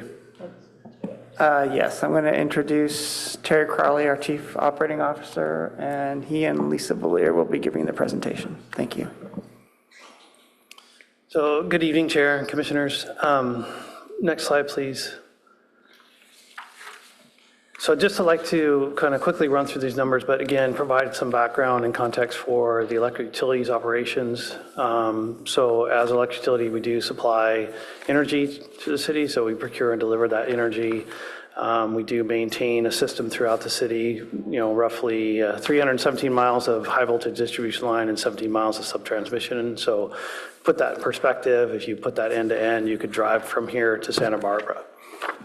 Those lines need to be inspected annually, visual inspections annually, and every 3 to 5 years, there's detailed inspections on those facilities. So constant staff maintaining of those lines to provide service. 9 substations, 127 staff. There is roughly right now about, in the utilities, about a 30% vacancy rate. That's true for the electric department as well. Operational budget of $230 million, roughly half of that, maybe a little bit less, is for supply, so it's straight pass-through for those services to procure and deliver energy to the city's receiving stations. Next slide, please. So purpose of rate adjustments. So one of the things we look at with rate adjustments is we want to maintain fair cost recovery. So we want to continue to look at the cost allocation between customer classes, the cost allocation for the services that are provided, and make sure that we're fairly recovering those. And so it's a good idea for utilities to constantly and frequently look at those rate and cost allocations and make sure that that is fairly allocated across all customer classes. One of the reasons for that is we want to maintain financial stability to support ongoing utility operations, need to support the planned replacements of aging infrastructure. That's, again, a safety and reliability aspect of providing that service. And then again, adequate reserve levels to mitigate market swings, to mitigate emergencies, large disasters that would draw upon those reserves if there was a large restoration or rebuilding of the city after following a storm or major event. Some of the other changes are market energy changes, so maintaining the carbon-free energy supply. Some of the market prices are decreasing in value, so some of the market positions that the city sees are forecasted to decrease in value, while some of the renewable energy contracts are forecasted to increase in cost over time. And so there's a need to adjust rates to account for those. Also, there's community and council goals that the city directs the utility to support. And so we jump into those directions and support those, but those typically result in large capital improvement costs. Some of those are the wildfire mitigation plans for the undergrounding in the foothills, as well as the grid modernization project. So in doing all those things, we develop value of service that we provide to the community. So one of the values of service is reliable power. So customers don't have to think about when the power is going to be on or off. It's just something that they take for granted and it's there. And that's what utilities strive for, is to have that, faceless, invisible service that people just take for granted. That means we're doing our good job. Part of that means that we need to continue to replace aging facilities because that lowers system outages, improves capacity for future needs, right, such as electrification, ultimately improving reliability and helping to support the economic base of the city. Some of the projects that we do, customer service projects, is installing smart meters. So there's some cost efficiencies to the city with smart meters, but there's also some advantages to customer programs. So customers have better visibility to their usage, so they have better control over their bills, their ability to look at that usage, monitor their usage, and then control it. So if they see there's a spike in their bill, they can go back and look day by day, hour by hour, and see what they're using and make those adjustments into their systems to control their utility bills. There's also, with the smart meters, ability for the city to develop more advanced rate structures, such as TOU rates or other rate structures that may help to incentivize certain behaviors that lower operating costs for the utility. Continually looking to evaluate our market purchases, energy costs, so that we minimize costs. So we continue to provide affordable rates for the community.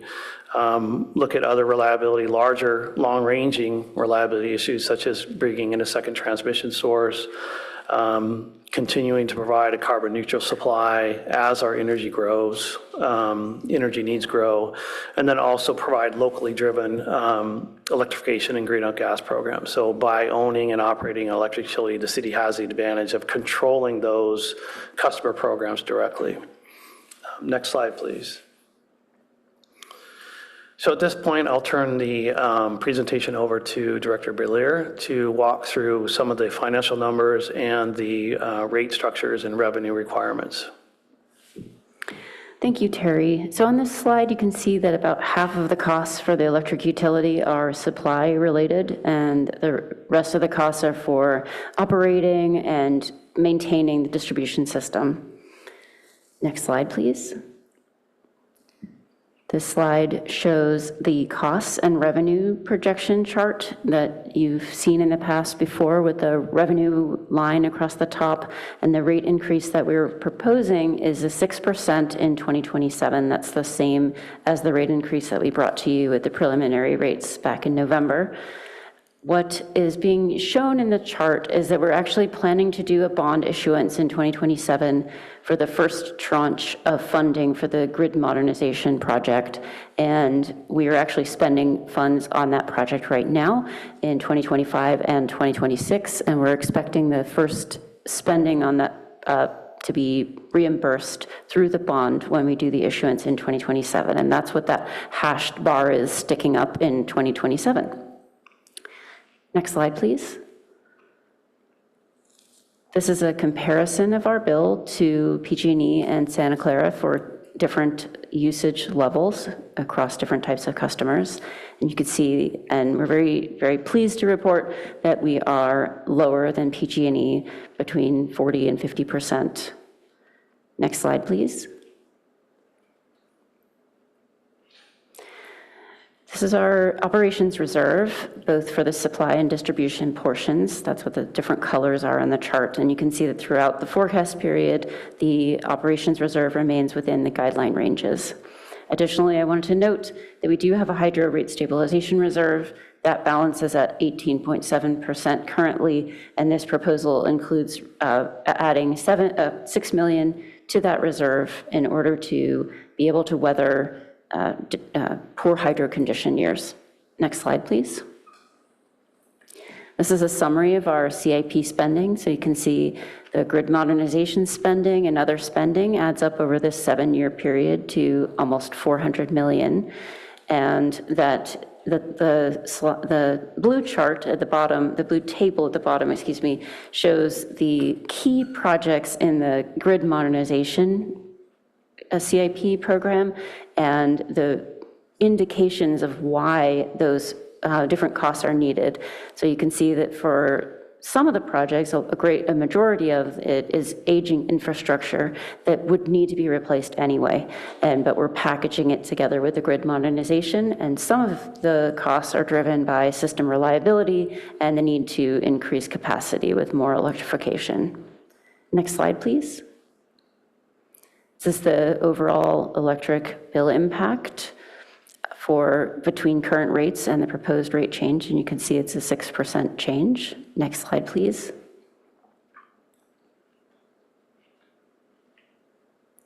This slide summarizes our communication and outreach and tries to focus on some of our key messages and strategies for outreach. And in our packet, we do have more detailed information on communication and outreach.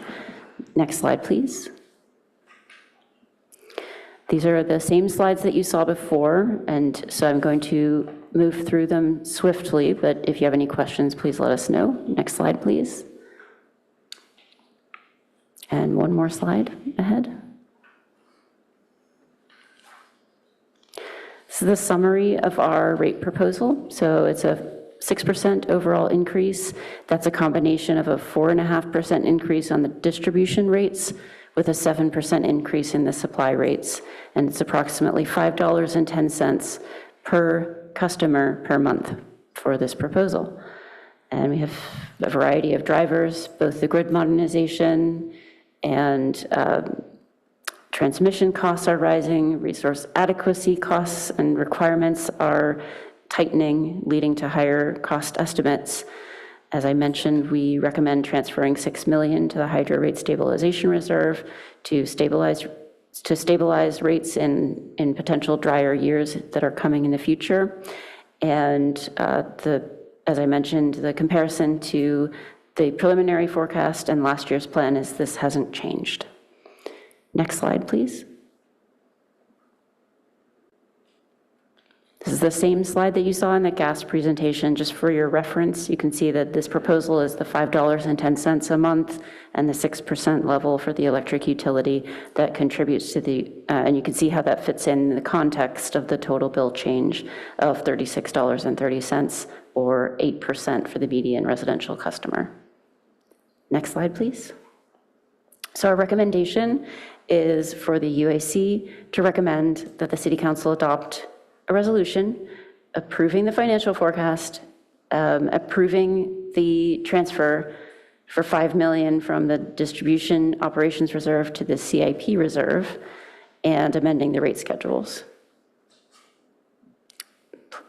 We'd be happy to answer any questions. Just briefly, a median residential customer, you're taking the average of all customers and dividing by the number of customers? Is that how you're doing it? We are looking at the median usage and then calculating of all customers, of all residential customers, and then calculating based on that median usage. So when you say the median usage, you're just you're averaging them all, right?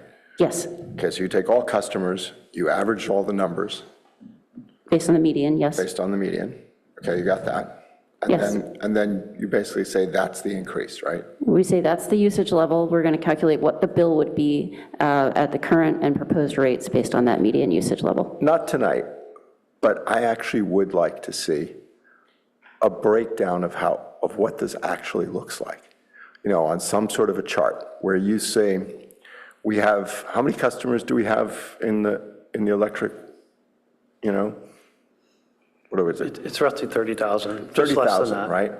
And, you know, how many of those are their bills are like, you know, $100 a month, and how many of those are $700 a month? And, you know, if 80% of the people are at, you know, $100 a month and 20% are at, you know, $1,200 a month, the median is never a good measure. So I guess I'm just really curious as how this affects people the actual people that live in Palo Alto, not the median customer who doesn't really probably exist, but maybe they do exist. I just have no idea. So I'd love to see some breakdown of what that actually looks like in terms of some sort of a distribution curve. If you could eventually provide that, that'd be great. I love that idea.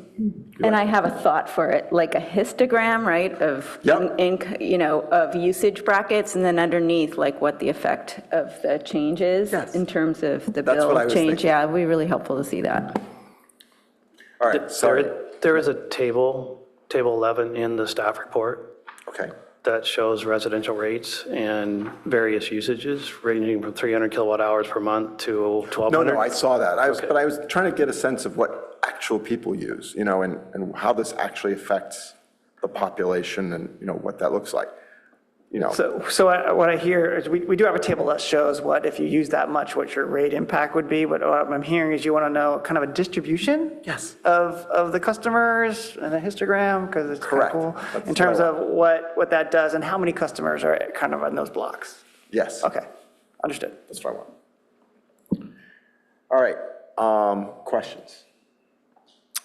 So I'll start with one question on, it said something about operating costs going up, and I'm afraid I lost it, about administrative costs going up by the fact that you're using more, administrative overhead is going up.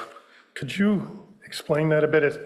Again, I'm sorry, I can't find it. If somebody else has a question, maybe I should let them go until I can find it. All right, anyone else have a question?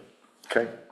Yeah, okay, so from the subcommittee meeting, I had been kind of concerned to see that our exposure to market rates was going up. So just looking at item 3, it's page 11 of 30. I'm not looking at the main packet, sorry, I didn't realize it was in there.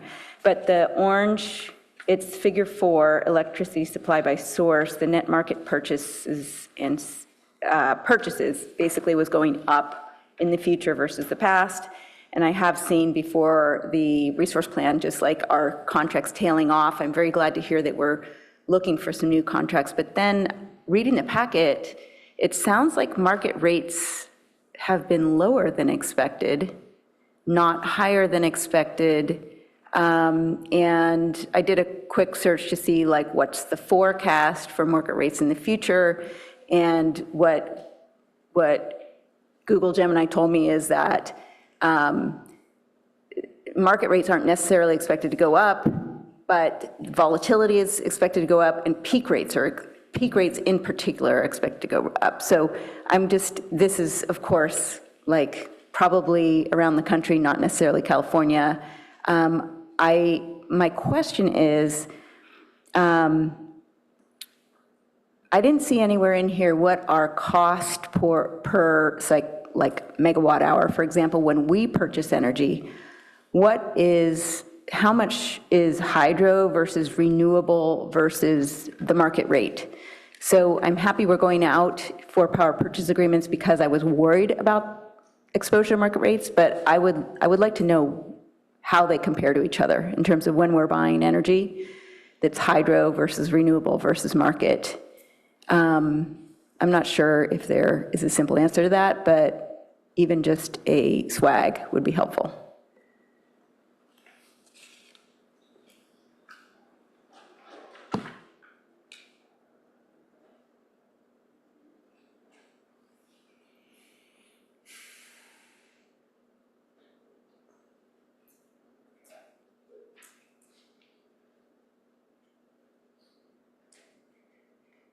Okay, I'd like to ask Lena Perkins if you're available to come up and respond to this question. Yeah, I think to your point, there isn't a short answer because hydro variability is basically a market mover across the whole West. And so in a big hydro year, all of California's electricity is cheaper, and we have about 50% of our portfolio is hydro, about 20% of California's supply is hydro, so we're kind of extra exposed there. That's why we have the hydro rate stabilization reserve. I will say also just our overall supply, including transmission, is around, $95 million a year. And so you can kind of back out if transmission is like maybe 35 million of that, then our kind of dollars per kilowatt for supply, that's reliability and the renewable component around 6.5 cents currently for our current portfolio per kilowatt hour. Okay, and can you, if we exclude hydro and we look at renewables versus market, is that easier to talk about, or is that? Yeah. So renewables are required by the state, right? And so we are currently, we are no longer trying to have a higher renewable percentage than the state, but the required renewable percentage is like 52%. And so that requirement, which is a regulation, does drive a price premium for renewables versus market.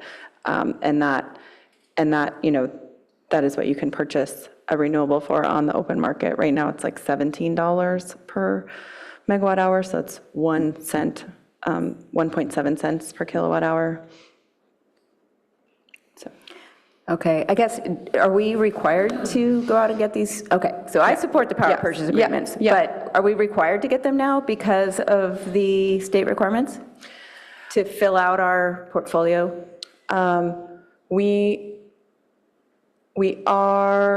have a carbon neutral plan on top of that, right? Yeah. So given that we're about 50% hydro in an average hydro year, sometimes we're actually below eventually renewables will be required to be 60%. And so in a wet year, we actually have an exemption to go below that 60%. So, but one of the ways we got that exemption, preserve that exemption, is by being a good actor in the renewable space. And so, I will say that our hydro overall lowers our costs, both from market and renewables. So, and the power purchase agreements that we're going for, they have a little bit of the investment tax credit baked in, and they have like some of the, they're look to be some of the most affordable. Again, we're looking at 2 out of 60. And we had a number of responses last year as well, and we got a battery, but no power, so. Thank you. Okay, I have one other question, which is that on the rate tables, I saw that time of use rates were increased. I didn't actually go calculate at what rate they were increased, but I'm assuming it's 6%, just like everything else.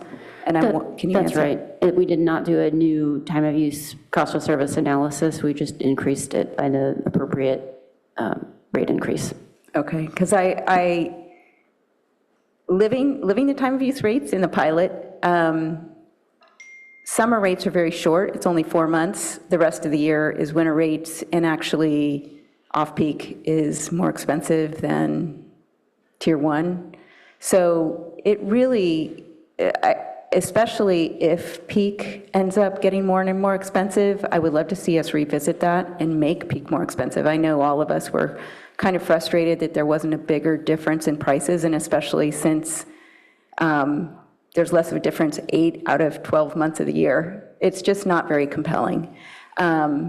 So, and I guess a question on time of use is, with that 6% increase, is the time period the same? So does it warrant a 6% increase? We go year to year on the Tier 1, Tier 2. On time of use, I'm not sure when we calculated it. Are we on the same annual year? And so it does warrant a 6% increase?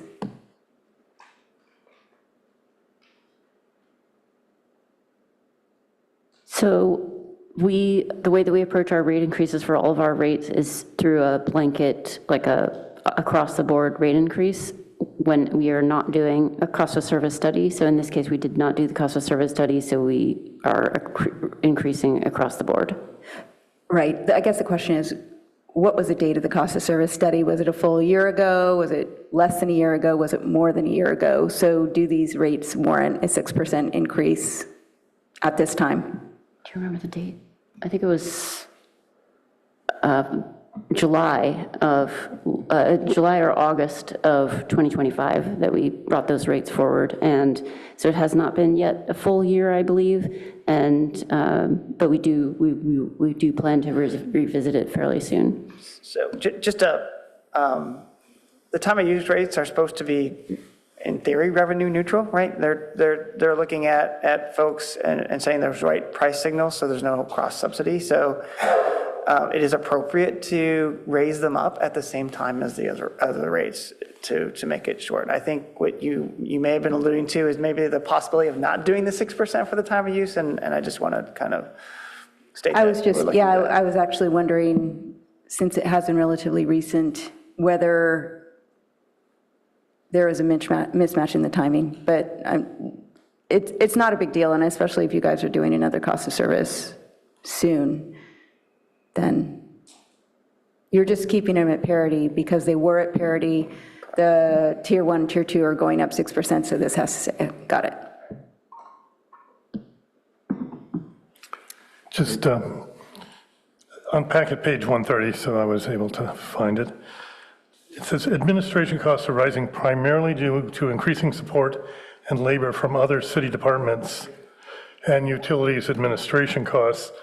My understanding was I thought we were gaining efficiencies somehow, so I was a little surprised to read that. Maybe you could explain what's going on. I don't understand that as a cost driver.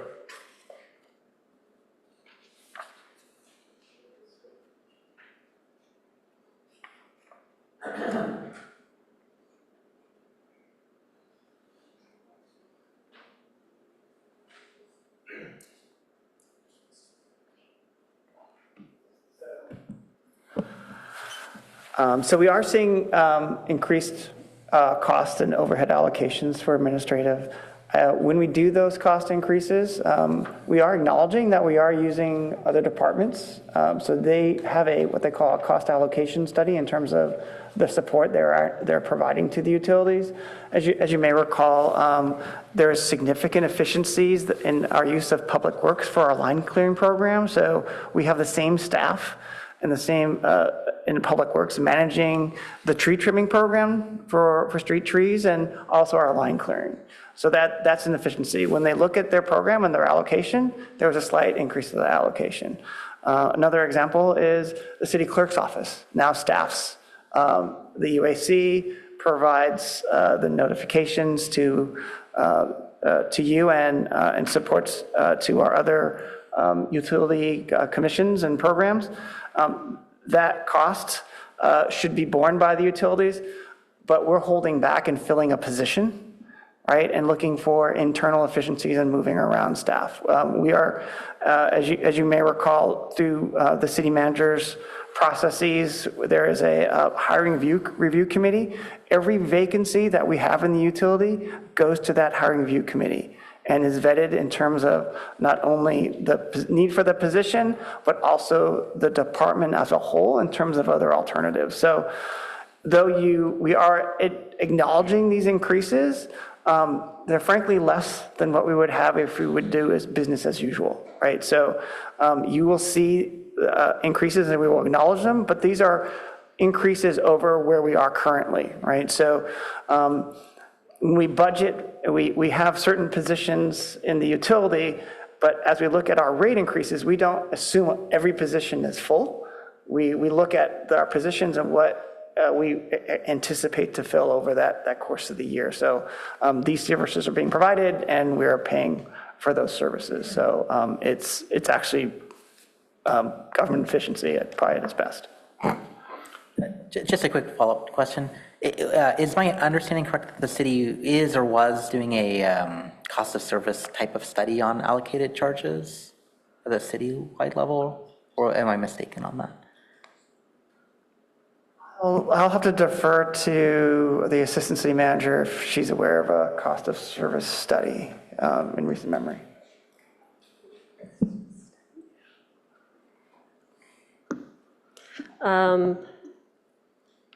I don't know that we have a formal study, like a consultant study underway. I'd need to check with our administrative services team. I can affirm that cost allocation is looked at annually as part of the budget process, which is the overhead that the staff is talking about, internally with the existing staff in the budget office, working with departments. So basically looking at all the budgeted costs, the allocation methodologies, updating the data driving each of the allocation methodologies, and then running it through the system with the new fiscal year. So they are rather rigorous. It is in a lag, obviously, since you're looking retroactively and applying it prospectively, but that's common from a cost allocation. Awesome. Thank you. Go ahead. I have three quick things. I just want to,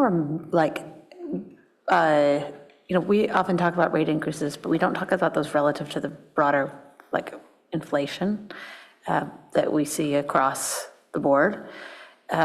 So do you guys, I don't know what city policy is, but sometimes I think that presenting rates in the absence of presenting inflation, like baseline inflation, is kind of misleading, right? Like if we have baseline inflation of 2.9%, then actually our rate increase here is, significantly lower, right? So I just want to be cognizant of that, and I don't know if the city or the utility has a policy around understanding where we're at relative to that inflation and talking about rate increases vis-a-vis that baseline. Okay, so that's kind of for my fellow commissioners more than it is for the utility, but I think that we could change our policies so that we talk about rate increases relative to whatever the appropriate metric is for Santa Clara County. But then the question is, why why are you not at 2.9? Why are you above that? You'd have to justify. Exactly. Then it becomes a discussion about justifying like what that is, but it couples us from having conversations about like, oh yes, the cost of labor has gone up. Well, of course the cost of labor has gone up because inflation has gone up, right? Like, I know that we all know that, but I think that actually we lose sight of that in some of these discussions. And so I think it could be really helpful going forward to actually like ground us in that. Okay, not a question, but a thought. Maybe a thought for council, or like, I don't know, city manager's office. Like when you're looking at this across the board, why aren't we doing that? Okay, second, on in packet number 9 of 30, and 8 of 30, we have these forecasted electricity sales. Really helpful. I actually just wanted to get like, I mean, similarly, like how on earth do you do this, right? It's super dependent both on city policy and on things like, you know, big changes in how we provide energy to our city. And so I just wanted to dig in a tiny bit to make sure that when we are looking at gas declines, that there's a way to translate between a gas decline and the impact on an increase in power, or like electric power consumption. Because we talk about a 1% decrease, but Lisa, I don't know how that number gets passed over to the electric utility, and you know, whether if that 1% doesn't, you know, pan out, like what are the impacts here? That's a really good question. And, you know, when we forecast the gas regression, we're not necessarily looking, we don't know if those units are 1-for-1 because of electrification, right? And so we wouldn't necessarily see that 1-for-1, but I do believe that in the load forecast for the electric utility that they've considered that and taken that into account. Okay, I just want to make sure that there is a formalized process for making sure that going forward, as we're looking at declines in gas, that we're also accounting for the implications of increase in electric. Yeah, and if I can just clarify this very briefly, because Dave said I could. Yeah. He made me. And just also to clarify, because we are doing heat pumps, which get like 3-to-1, so one unit of gas saved only gets you 1/3 of a unit of additional electricity. Yeah. And so, you know, it is baked in, but we're not tied on the electric side. We've done almost a decade of forecasts, actually, of electrification from the city. And so a lot of that is actually linear at this point on the training period. And so what we're seeing, it's only if we see electrification that's non-linear that would be like really additional or notable. So. Okay. And then I guess the only other thing that I'd add is that we've had recent discussions on data centers and potential projected new load growth. My understanding is that does not significantly, like the range of projected new load growth will not significantly increase the marginal cost of our power production. And so these projections are somewhat insensitive to what might happen over the next year or two on that front. Is that a fair statement? I would also add, we discussed this at the subcommittee. Great. As well, and went through reasonably detailed calculations. I do not need to repeat that. Maybe we should have. And it confirmed that even for small increases, 5-10 megawatts, it would not increase the marginal cost, and in fact, potentially decrease residential rates. Okay, great. So I think we're all on the same page there. This reminds me that maybe we should have started with the subcommittee report, which let's remember to do that in the future. And I just want to reiterate my support for updating this cost of service study this year. And that, you know, I think that having, how do I put this? Like cost of service studies can yield uncertainty in future rates among rate classes. We saw that this year. And it can yield variance in those rate classes. And so having rate stabilization funds available feels very important, lest we see both a bad hydro year upcoming, which I'm expecting, as well as potential impacts to different rate classes through cost of service study. Do we have any sense of the hydro year for next year? I mean, I also thought it was bad, but do you have a sense to tell us? You know, this upcoming year, it will not be as good as the past year, and we have had some load growth, and there is some instability in the market, but because reservoirs are so full, you know, those reservoirs really have a design storage of a 3 to 5 year drought, and so some of the worst parts of hydroelectric generation are after 3 years of a drought, when you have a big reservoir sitting empty and then they fill it instead of release anything. And so actually it can be in a wet year because they're capturing all of that. So we should be kind of middling, but given the instability and the size of the reserves and going out for bonding, I think that it's prudent, and also the instability in the markets. Were you done? Or? I'm done. All right, Gustav. Thank you, Chair. I had some questions about grid mod and our debt service. I take it based on figure 1 on page 7 of 30 of the actual item number. We have a pink colored section of the bar for grid modernization debt, and then a more maroon color, red, for debt service.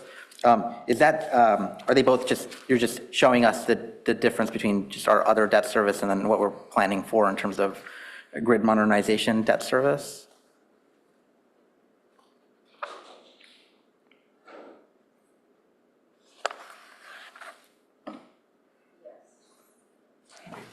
Yes, that's just trying to identify the magnitude of the grid modernization debt specifically.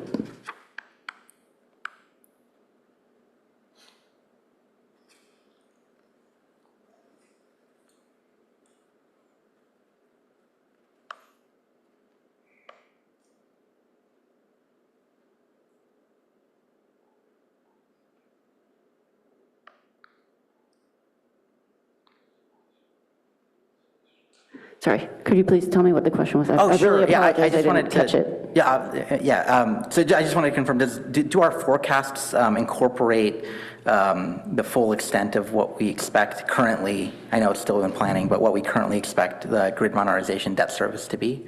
Yes, for this 5-year period, those amounts that we're planning, that we ran through in the presentation, that grid modernization amount with the different tranches of debt service, that is included. And so you can see that that pink bar that you were referring to increases in 2030. So it has the first tranche, the first set of debt service from starting in 27, and then the second set starts in 2030. However, you know, the grid modernization project is longer than this 5-year period, and so that full impact of it is not really shown here in this 5-year period. I see, because the interest payments would be going because up. there's a third debt issuance. Oh, I see. To get to that full grid modernization budget amount, and so that will be included in upcoming years when we just forecast out for the 5-year period. But we can, you know, we have that information, and we can present that, you know, thank you. Separately. And then referring now to table 4 on page 15 of 30 of the actual item number, I see we have planned capital expenditure for grid modernization.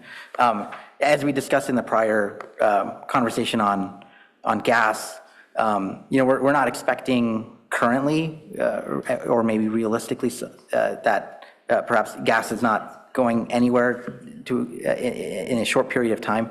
Are we, and we've had prior discussions on grid mod, are we being targeted with our investments on grid mod? We've had discussions about avoiding investing in what might be stranded assets while we wait for people to transition.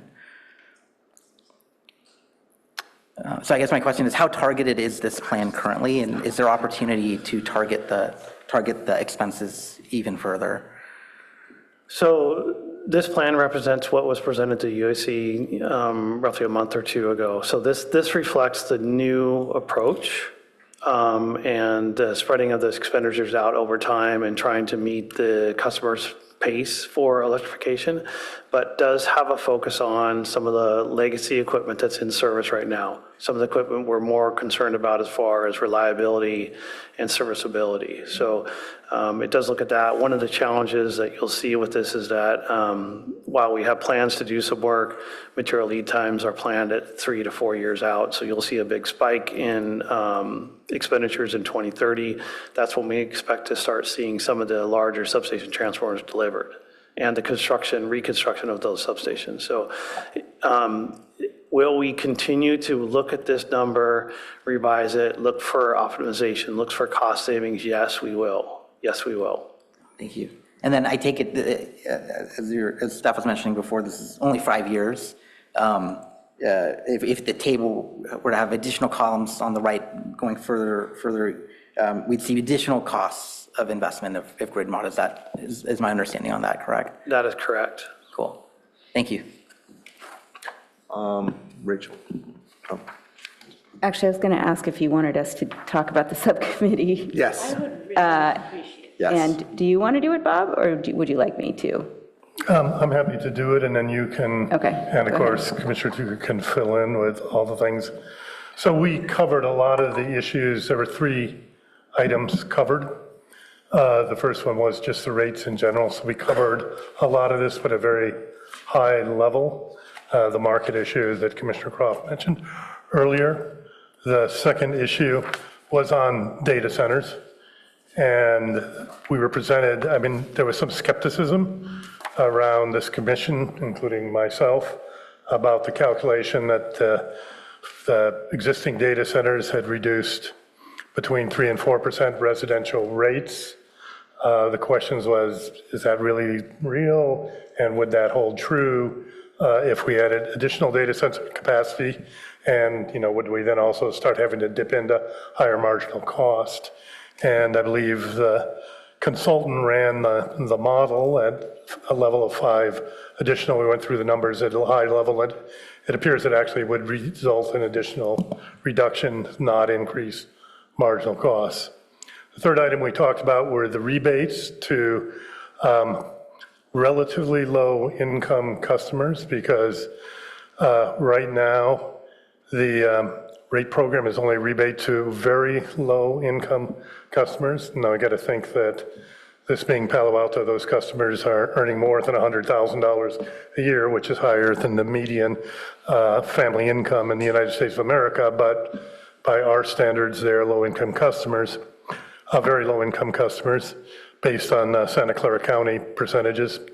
There was a discussion, or the staff was recommending increasing this a bit, and I think you'll be coming back to us with this, Director, so I won't go through the numbers, but the potential to also low customers relative to the average and median income in Santa Clara County, which is 89%. We had some discussion over this, whether maybe we should not raise the number of customers we're doing it to, but increase the amount of subsidy given to the very low income. In the end, we supported what the staff had recommended, is consistent with apparently our neighboring communities. And again, I think you're going to come back to us. I mean, Commissioner Croft, Commissioner Tucker, any comments? I do have an addition on the rate discussion that we're having right now. So on the rate discussion, I just do want to point out on page 2 of 30, we originally saw all the forecasted rate increases, and we're alarmed, right, at how high the rate increases were 5 years into the future, every single year, much above inflation. And you guys have come back with a substantial decrease in the forecast. So as you can see, 2028 was reduced by 2%, 2029 reduced by 1%, 2030 reduced by 1%, which is great, okay? It's great to see these numbers lower. we had additional discussion about possibly decreasing them further by trying to smooth out the operating reserve, which in some of those out years actually got over the target amount. And so I just wanted to bring that up because I don't know if that's something that we want to discuss in this meeting. I think it's, it was just a suggestion that came up as we talk about the forecast. We still are above inflation, but it's better than it was before. So thank you for all the work you did bringing it down. Can I just ask a question? Was there broad support on the subcommittee for the proposed rate increases? And if so, can the subcommittee members articulate that perspective? I personally support the 1 year 6% increase for 2027, personally. The forecast was where we had questions on, it sounded like we had some, questions on whether we wanted to try and work on having people bring it down even further. Was there broad consensus, by the way, on the 6%? I would say there was no objection, but I would not say we dug in deeply enough to say, I mean, I'm speaking for myself personally, that I could say, yes, I came out of that convinced that the 6% was right. There was no strong objection. Again, if you agree, Commissioner Tucci. Yeah, so I'll vote in support of the 6%, but I have the same kind of ambivalence that Bob is talking about. We've talked, Lisa, offline about, my top line concern with the whole packet and presentation and the 6% is that while there's a ton of really good stuff in the staff report, like reserves, I've never seen so much detail and discussion about the different reserves for electric. Super interesting. I didn't quite get it all. I look forward to that being a topic in the committee meetings going forward, but nowhere in the packet does it sort of say, we have costs rising, we have supply costs doing this, we have our reserve needs for this, and our CapEx, ergo 6%. Nowhere is there the math that sort of, or the analysis that says why it's 6% and not an inflation, closer to 3% or 13%. And so without that in the subcommittee meeting, it felt reasonable, 6%, given all that we hear a lot at UAC about electric and time of use pricing and new power sources and the REX analysis. So we have a pretty good feel that if it's twice the inflation rate, that's not a huge surprise. I'll support it, but sure would like more analysis. Okay, well, given that there's consensus among the committee, and I'm in support of this 6%, I'm going to move this. Do I have I'll let the chair ask if there's a second. I'd like to ask one more question prior, if I have some that's questions right. I would like to ask. So let me bring this thing. Basically, I think we have another 15 minutes on this topic because we have the water next. I'm guessing that's going to take at least 45 minutes to an hour. Maybe I'm wrong. Maybe it doesn't take that. So I think we want to be done by 10. So if you have questions, I know you haven't spoken to Commissioner Metz, so go ahead, but let's. Yeah, I guess the first thing is, can we get the analysis that you referred to about the future rate, impacts of data centers? I'd like to see that. So this was referred back to the subcommittee, and we had that analysis. And as you recall, we did do a presentation to this body in terms of what would that look like, and to the small to medium kind of edge data center that would be incorporated with a high-tech firm. And it was in that range still in terms of the potential rate reduction, incorporating, those 10 to 30 megawatt type of customer. Again, when we move forward with that, there'll be more discussions on as we develop based on our presentation to the UAC and what that would look like when we have a customer. Again, we ensure that when we have those discussions with the customers, they pay for their share of costs of connecting into the system, very similar to any of our customers. Right. I would say that I've not seen the information I'm seeking in the previous presentation or in tonight's presentation.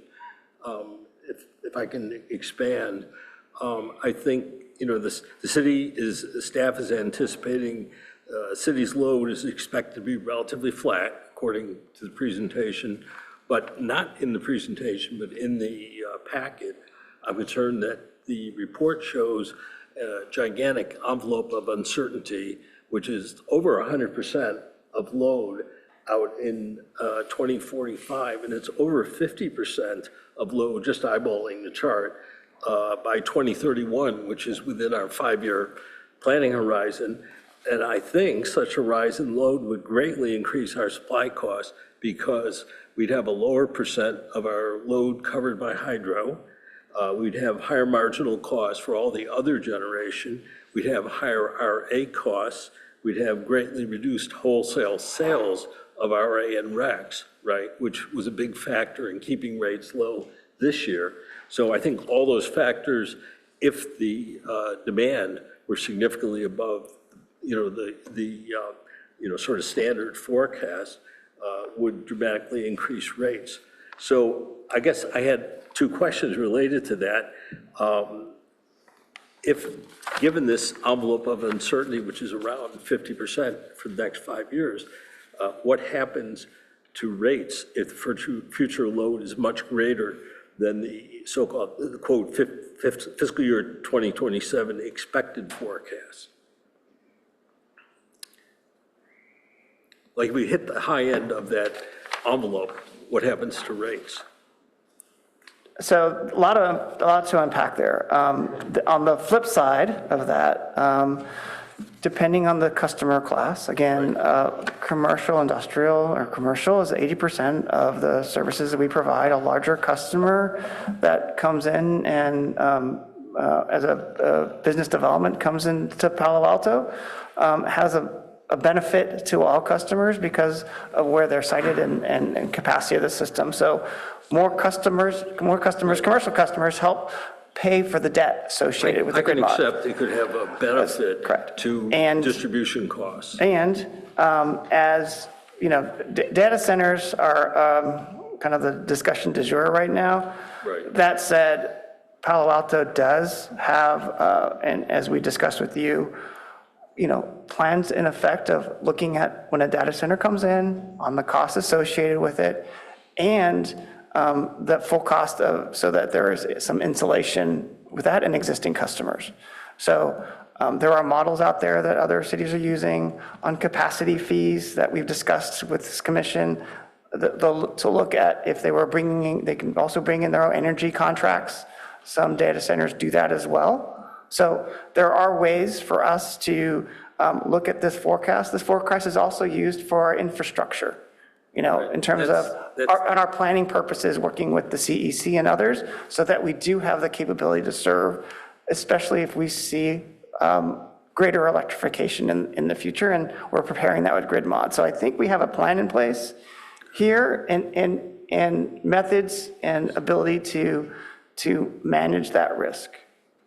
I think if the envelope of uncertainty in this in the packet is real, then I would like to see an analysis of, the rate impact at the standard forecast and at the high end of the envelope, because I can see where a big load increase could benefit us on the distribution side, as you say, but I think it will hurt us on transmission costs, especially if there's congestion, if other people are doing the same thing as we're doing. I think it'll hurt us greatly on generation costs. Anyway, that's all just hand waving. The point is, I'd really like to see a detailed analysis, a scenario type analysis of how that works out. I think it's really essential we're making a single point forecast of demand, basically. We're basing our rates on a single point forecast of demand in a very turbulent environment that calls for a much more dynamic kind of forecast. All right, moving back to Commissioner Croft. Commissioner Mauer. Sorry. This is the second time this evening. Okay, I'd like to move the current proposal as written. Staff recommendation as written, and I would prefer not to have to read the whole thing. Okay, no reason to read it. Do we have a second? Second. Okay, second, Mike. Do you want to call the roll? I think Commissioner. I have a discussion point. One discussion point. And it's going to be on my bête noire, which is reserves. I'm extremely disappointed not to see it on here. The explanation that's given here, it's nice to see it broken out, but it's actually given me less confidence that our reserve policy makes sense, because what I see is on table 7, packet page 134, I see estimates of adverse outcomes added up. I don't know what those are. Maybe they're the mean of some 10-year adverse outcome, in which case the sum of them, assuming they're non-correlated, is a 10 billion year outcome, which we're reserving for. Now, that may not be what's going on, but that appears to be what's going on. That's, I believe, added to another set of reserves in table 8 to come up with the risk assessment, which is the sum of tables 7 and 8. And if that is the case that I just described, we are immensely over reserving for any potential outcome. I'm sure we're going to potentially hear from Peter Dreckmeyer about the 1,000-year, the folly of the 1,000-year flood planning. That makes me wonder about the additional folly of a 1 billion to 10 billion year reserve compared to that. So I am going to support this amendment, but I'm extremely, extremely nervous about this. We need to address it. This commission needs to get comfortable with it. Otherwise, it's going to come up every time rates are here. And, I just personally feel that in good conscience to vote for any similar rates in the future, I need to understand this far better. So, Bob, what you're suggesting is we need to understand how reserves are done in the city, in the utilities? Yes. Could we just agendize that? So the Policy and Services Committee on April 14th will hear the report from Baker Tilly on the reserve. It's not an audit per se, but it's a study and evaluation. That will be made public. We will provide that notification so that that report is something that we could. If you could just agendize it. Great, thank you. I celebrated the fact that we got all this information about reserves. I thought it was great, but you're pointing out that now that we see, we might not like what we see. I hope it'll be a prominent agenda item on subcommittee. Yeah. That's the purpose of the thing. Well, when you ask to see sausage being made, you've got to be prepared for what you say. So I do think we should bring it to the full commission to discuss, frankly, so everyone has that, so we don't. Otherwise, we're just going to continue to always talk about the different reserves. And I don't remember them all. There's. Understood. All right. Wait, do we have any public comment? We have no request to speak. Great. If you could call the roll. Commissioner Phillips? Yes. Commissioner Gupta? Yes. Chair Scharf? Yes. Commissioner Croft?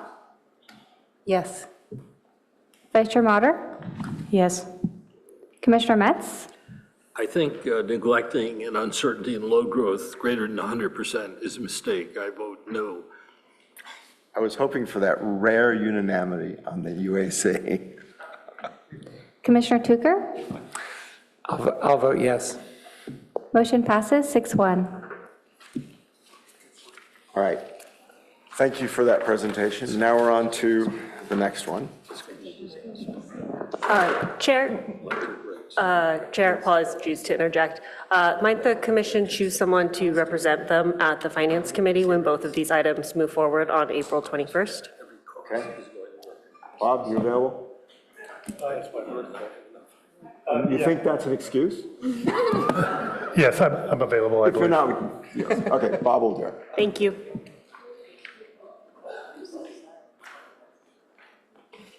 Could you have cupcakes for Bob at the UAC, at the Finance Committee meeting? Can we do a quick break? You want a quick break? Sure. Yeah. So we'll take a 5-minute break, which will probably be a 10-minute break, but, you know. 2-minute break.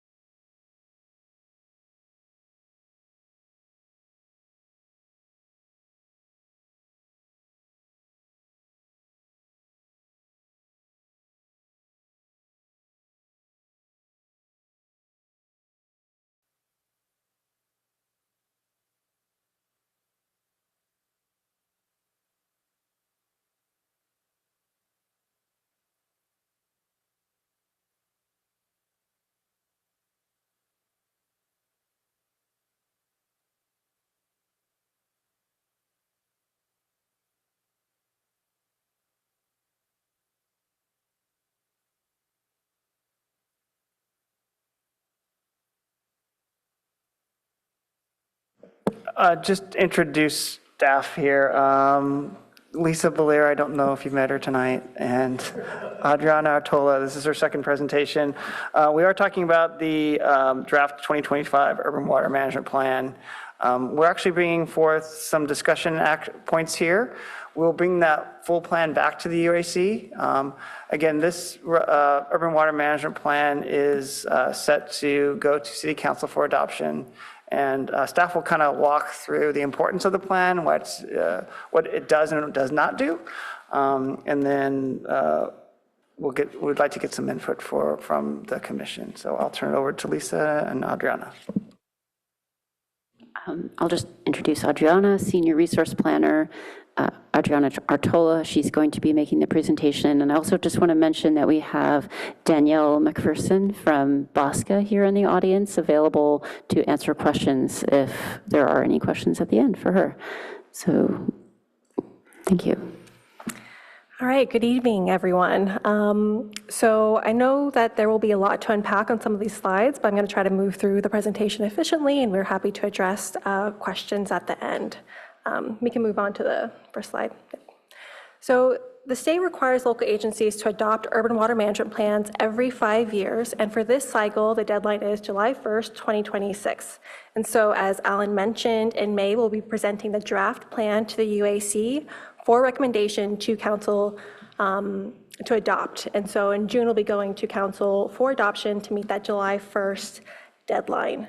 So we're presenting you with preliminary information on key updates as an extra opportunity to ask questions and address concerns, kind of given the high level of interest on this topic. And as a reminder, this is for discussion only, and there's no action requested.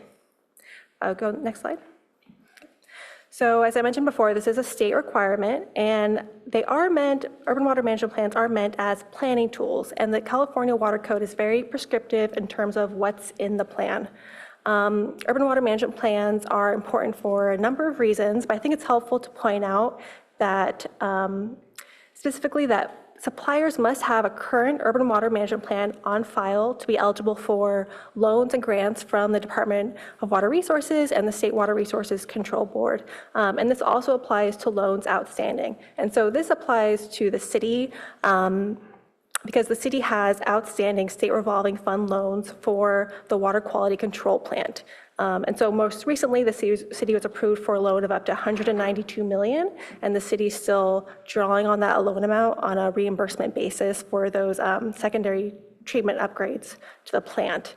And so just to make it clear, non-compliance could affect not only eligibility for new loans, but also affect the city's outstanding loans. Another thing that I want to point out on this slide is that although urban water management plans are updated on a 5-year cycle, demand and supply forecasts can be updated as needed for supply planning purposes. And so agencies are not committed to what's in the urban water management plan. Forecasts can and would be updated as new information is available, particularly before making any investment decisions. Move on, next slide.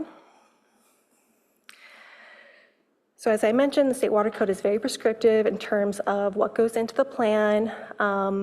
It specifies the use of city planning documents, specifies that population projections must come from state, regional, or local agencies.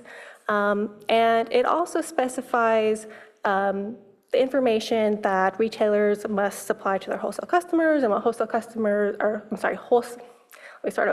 what retail agencies must provide to their wholesale suppliers and what the wholesale suppliers must supply to their retail agencies. And so specifically, retail agencies are required to provide purchase projections to the wholesale supplier. The wholesale suppliers are required to use those projections to develop their supply reliability tables, and then they provide their supply reliability forecasts, and then they provide those to the retail agencies to use in their urban water management plans. So that's specified in Water Code and the guidebook for urban water management plans. Next slide. So we're moving on to the key updates here. One of the most significant updates being the updated long-term water demand projections. Each cycle, BOSCA facilitates a regional demand study, which includes demand forecasts for each individual BOSCA member. And this is what's being used for the city's 2025 Urban Water Management Plan, and it's part of that process I explained in the prior slide. The regional demand study used a model developed by BOSCA's technical consultant, and the underlying inputs and assumptions regarding factors such as housing, population, economic factors, these were provided by the agencies for development of their individual forecasts.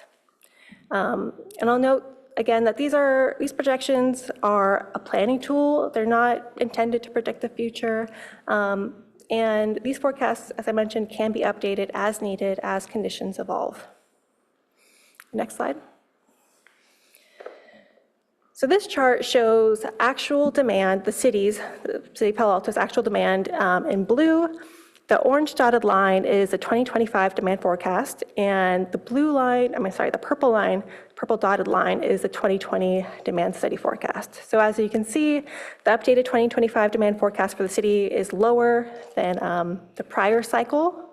And this is due to several reasons. For this cycle, BOSCA used a different consultant, a different model was used, so the approach was different, but also the underlying assumptions have been updated, regarding housing density, rate assumptions. It starts with a lower base year. And I'll point out that the assumptions that the city of Palo Alto used are consistent with the city's housing element and RENA, blanking on, what's that? Regional Housing Needs Assessment. Thank you, Lisa. We move on to the next slide. I apologize for all the numbers on this slide, but this is usually the table that draws the most attention. The water code requires urban water management plans to include a multiple dry year supply projections across the planning period, and we more commonly speak about this in terms of cutbacks, and that's what you're seeing in this table. So these assume implementation of the Bay Delta Plan in 2030. And as a reminder, the Bay Delta Plan requires 30% to 50% unimpaired flow for the Tuolumne River. And these projections are supplied by the SFPUC, and it does incorporate use of the design drought. So when preparing the city's 2025 Urban Water Management Plan, staff followed applied water code and the Urban Water Management Plan guidebook. And so it followed the guidebook and the code with respect to using the water supply projections that are consistent with what's provided by the wholesale supplier. And staff has followed this guidance and used the cutback percentages supplied by SFPUC, given the SFPUC provides 100% of the city's potable water supply, and it is the operator of the regional water system. So I'm happy to answer questions about this later. Oh, I'm sorry, I forgot to walk through the table and what it means. So the top shows the 2025 Urban Water Management Plan projections. The bottom shows the 2020 Urban Water Management Plan projections, just for comparison. Each column represents the base year for the projections. So for example, when looking at that 2030 column, it's based on the base year of 2030, so 2030 demand, and also the state of the system, and going down the rows. So this would be, in the first year of a multiple dry year scenario, the first year would represent a 31% cutback to the wholesale system. Second year, 33%, going up to 38% in the fifth year. With the most extreme range being in the 2050 base year of up to 48% in the fifth year, the fifth consecutive year of a drought. So we're looking at a range of 31% to 48% cutbacks under this supply projected analysis that was provided by the SFPUC. Next slide.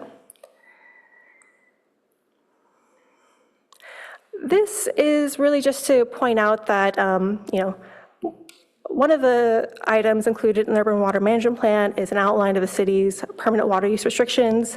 You will see the full update during the presentation in May, but we just wanted to highlight that these will reflect AB 1572, which prohibits the use of potable drinking water on non-functional turf. And the city will propose following this state timeline of adoption for government properties in 2027, commercial, industrial, and institutional in 2028, and homeowners associations in 2029. Next slide. And this is to just point out that so urban water management plans require a description of current and planned recycled water use and alternative supply planning. The 2020 plan really highlighted potential expansion of the recycled water system. The 2025 update will reflect that the city is no longer considering what had been referred to as Phase 3 expansion, so that's expansion to the Sanford Research Park. The 2025 plan will document completion of the One Water Plan, but will also document the concerns of the UAC, and it will note that project-specific studies are needed to determine whether additional supplies or conservation measures are required. So just pointing that out as that update. Next slide. So the city is following the state required public engagement, requirements for public engagement. As I mentioned before, we're coming back to you in May with the actual draft. And we'll also point out that the city has a page for the urban water management plan. We'll be posting a draft there for public review once it's available. Next slide. That concludes it.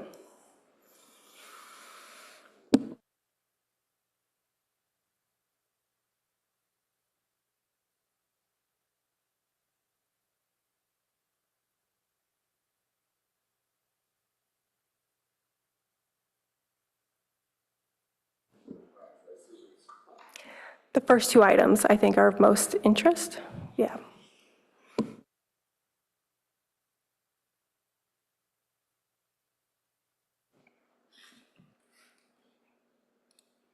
If any member of the public would like to speak on item 4, please raise your hand or press *9 now. We have 2 requests to speak. Our first speaker is Peter D., followed by Dave W. Thank you. Good evening. Nice to see you all in person this time. Peter Dreckmeyer, Policy Director for Yosemite Rivers Alliance. First of all, I think it's wonderful that staff scheduled a pre-information session a month before the actual discussion. I think it's going to be super helpful. Also want to compliment staff on the good analyses that went into this foundation so far. I have a feeling in about 5 years, I'll be back here giving Palo Alto an award for being closest to being on as far as demand projections. I sent you a letter yesterday. Those of you who like numbers and tables and calculations might have understood it, but I just wanted to simplify it here now. So the SFPUC, they run everything through their designed route. Their designed route's sacred. If you want a different scenario and you ask them, like Councilmember Stone did last year, they won't give you that information. But Dave and I can provide that for you. And if anyone wants to just run a different scenario, let me know what you want, and we'll come up with the outcome. So what they do, for example, in 2050, where the baseline demand is projected to be 215, it'll be a lot lower, but that's the projection. They run that through the designed route, and then they put in the rationing to make sure that they don't run out of water until after the designed route. But then for the urban water management plan, they freeze that, and then they select 5 years out of it and pull that out without changing any of the rationing. And so in the second table I sent you, YRA1, it shows what their calculations are, and it shows what storage is. And at the end of the 5 years, they have 600,000 acre feet in storage.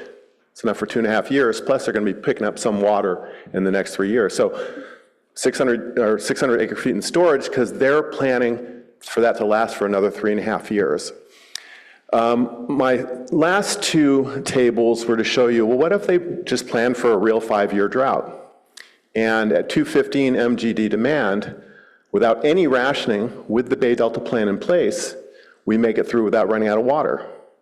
Every other water agency would do that, because the urban water management plan is aimed at showing that you can grow within your water budget. But the SFPUC is the one that says, no, we can't make it, or it's going to be very challenging because it's a political tool to support their opposition to the Bay Delta plan.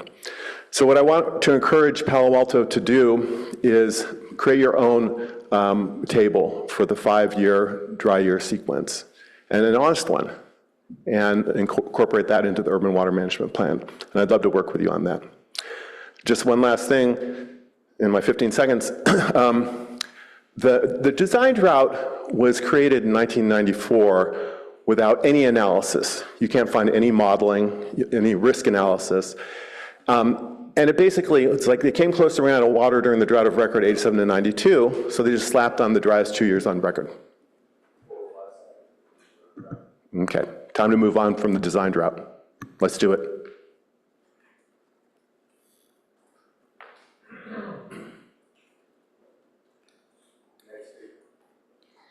Our next speaker is Dave W. Dave, you now have permission to unmute yourself. Thank you, guys. Thanks so much for your service. I will try to be quick. You guys are going so late tonight and appreciate all your work. I'll echo Mr. Dreckmeyer's comments, and then 2 other quick comments of, one is I hope you saw the letter that I sent yesterday. I'm sorry that it was a little bit long, but in addition to what Peter said, the SFPUC, to me, when they present those extreme rationing figures and then they don't provide any kind of probability analysis for what is the actual risk of this design drought occurring, is, to me, number one, alarmist, because those rationing percentages are so deep. 2, very misleading, because it's based on this design drought that I think if this research was done, it would show that it's much more severe than necessary. And then the third thing is it just shows no transparency whatsoever, which to me, a public agency should be transparent. And I guess where I'd say, in addition to what Peter's comment about doing our own tables, I'd also, ask you to continue to press as you've done in the past, the SFPUC for doing a risk analysis and, engaging our water management representative to do the same thing along with city council as needed, because it just seems unfair to present these kind of percentages to our community. Thank you so much. Thank you.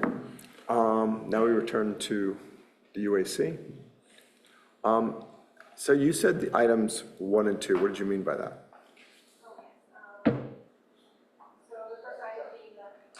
Thank you. The first item being the demand projections and the second being the water reliability assessment. But I would say it's up to the UAC on, what. So are you looking? Demand and supply. I guess I need to ask this question. You're putting this together. State law drives doing this. You don't get grants if you don't do it according to state law. That's sort of how I get that. Peter just asked us to redo it using not the SFPUC's design drought, put in our own one. What is our leeway here? I mean, if we did something like that, do we not have a valid plan because we haven't used the right inputs? I mean, I don't want to spend a lot of time talking about stuff where we can't do it because it makes, we can't violate state law. So can you just explain, and I have no idea the answer to this, but what is our leeway? What can we do? What can we discuss? So I did have a preliminary, this is Lisa, I did have a preliminary discussion with our legal department today to get at this question. And my understanding is that we the code requires us to use the information from SFPUC in our urban water management plan. So that is required. However, we may be able to also include information from Peter Dreckmeyer, or someone else if the council directs that, but we would need to then bring that information to the SFPUC. We'd need to vet the information and bring it to the SFPUC to ask them to provide different information. Now, that is not possible for that to happen in the timeline that we're looking at for the urban water management plan, but there may be a way to explore that happening over a different timeline where we would supplement the urban water management plan with that information. That's just preliminary. Okay, so from a practical. And maybe not supplement the urban water management plan, but given that information, create another alternative analysis that would stand alone from the urban water management plan, knowing that we have some guidelines and some thresholds that we have to provide, and just put it in context, and I don't want to sound repetitive. The other 26 BOSCA agencies all used San Francisco's information in the urban water management plan as well. Of course they have, I understand that. But I'm just trying to, I, for instance, don't want some commissioners to say, we need to put in, the alternative scenario and exclude the other scenario if that's going to make, because that can't be done. So what I'm trying to figure out is what options does the UAC for commissioners who want to use an alternative? And the answer is it doesn't go in the plan because you'd never get it approved by that date, but we could put together alternative scenarios and then I didn't understand where that goes. So I would say, I would say, in order for us to come up with a different scenario, we don't have the staff or the knowledge to do that. And so we would need to probably hire a consultant or put together a budget to figure out how to vet the information that's being provided by Mr. Dreckmeyer. And then we would then, as a next step, because the code requires us to use the information from SFPUC or from our other water sources. But since we don't have other water sources, it kind of leads back to using the information from SFPUC. So if we want to use other information, then our next step after vetting that would be to bring it to SFPUC to see if they can revise their forecast. Right, so the question is, before the UAC then, is on one item would be, do we want to recommend to the city council that they hire a consultant to vet what Peter says? Is that roughly what you're suggesting? So there's a couple ways, if I can throw in another alternative. If we were to run the analysis, given the provided information provided by the Yosemite Rivers Alliance, then that analysis could be done, but it'd be separate from the urban water management plan. So no matter what, it's going to be separate from the urban water management plan. That's what I heard from staff. It would be, it's not something we could accommodate into this timeframe. Not saying the analysis could not be performed.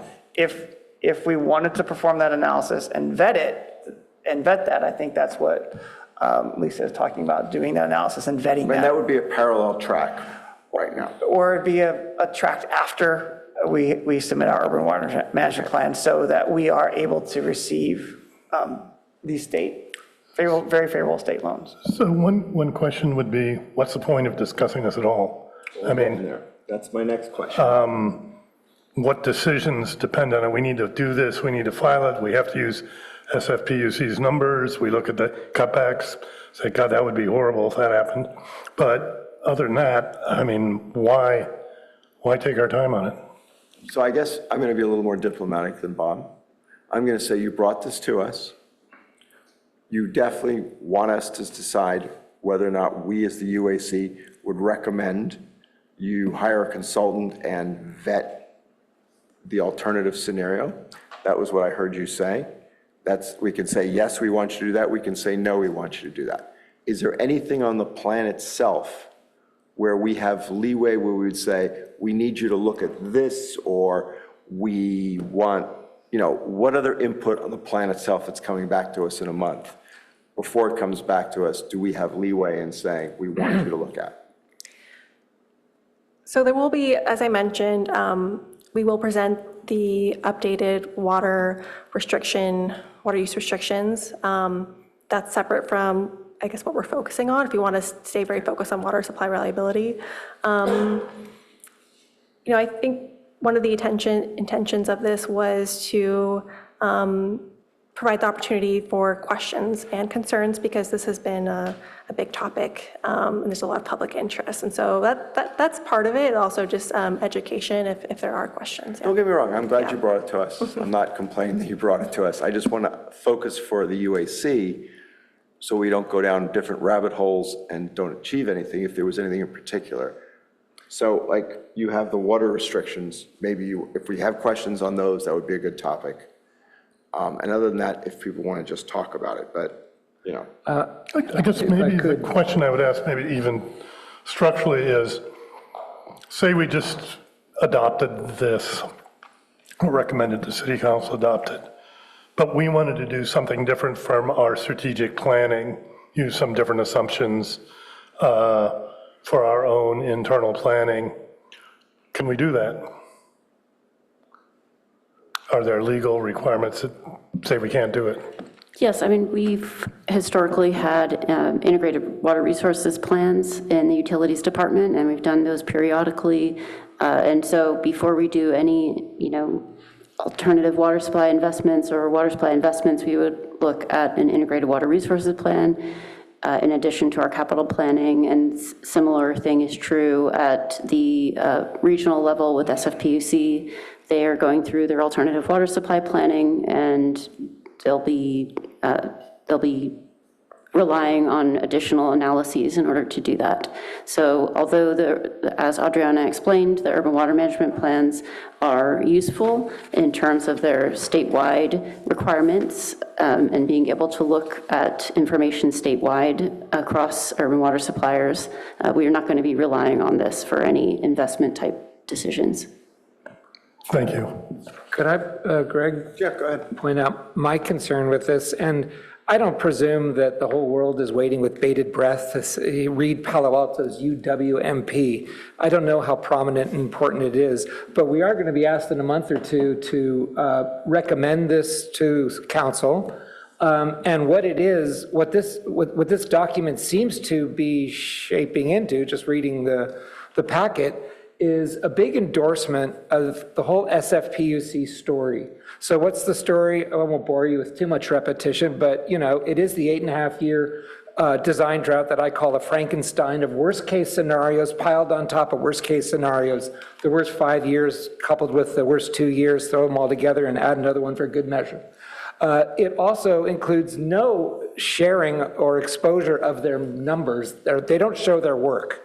So, I mean, at least Peter has presented numbers, his best estimate of how will they manage 1.5 million acre feet of water storage during a bad drought. We don't know how they get to the numbers that they give us. They give us, I don't know, pages and pages of charts, all just different permutations of the same horror story. Keep in mind, by the way, that this is also an endorsement of what's the opposite of an endorsement? It's a rejection of the Bay Delta plan.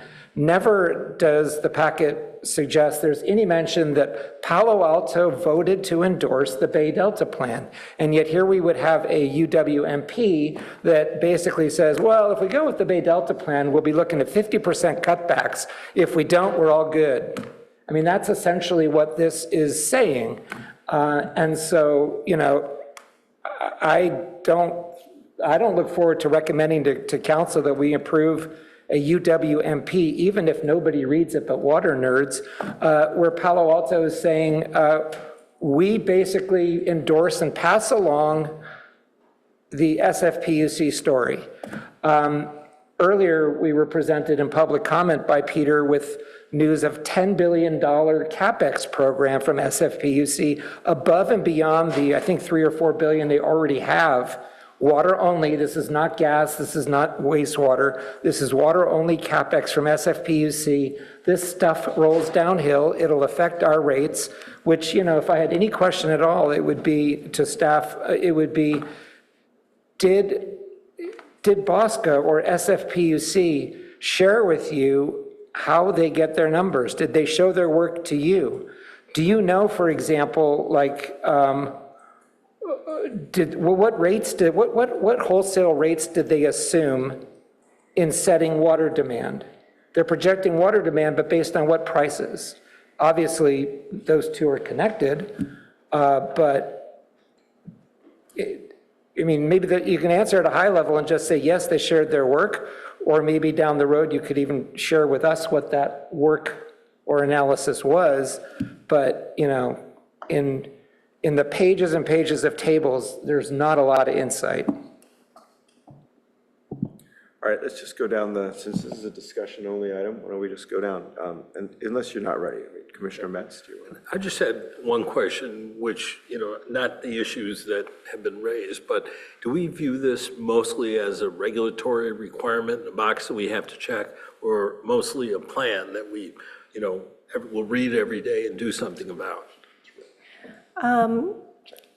I would say that we first view it as a regulatory requirement. The significance that it has is something I haven't mentioned is the Urban Water Management Plan includes the Water Shortage Contingency Plan, and that's the plan that the city refers to during a drought. It's a plan that outlines the actions that the city will take during different drought stages. Let's say, during a 10% reduction stage, during a 20% reduction stage. So, as far as kind of the day-to-day importance of it, that's what the city refers to during a time of drought. And so this is something that we will be presenting at the May meeting, the updated plan. It will reflect what the city adopted during the most recent drought. So it's really just making some updates since the 2020 plan. So, yeah.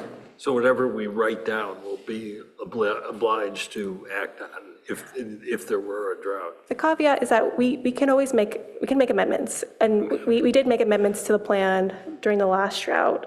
So we're not committed to what's published in this 2025 plan. We could make changes as necessary.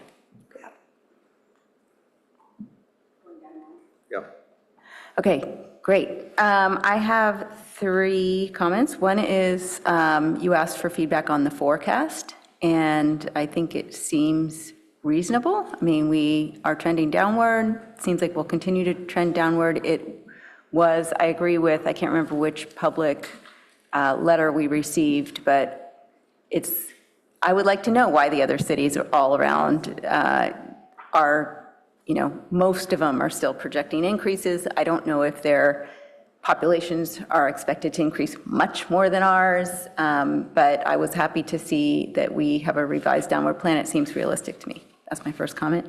Second one is, it's really a nit, but it's something I've brought up several times, which is the non-functional turf ban, which is not new at all. And why would we delay? Like, it drives me crazy to drive down Page Mill Road and see any kind of big company with a lot of grass out front. Like, I'm like, seriously, no one's ever gonna play on that grass, ever. So I'm wondering why we would delay it until 2028, the enforcement. Why don't we just do it in 2027, just like, do it all at once? I don't understand the HOA. That one doesn't seem right to me because kids are playing on the grass.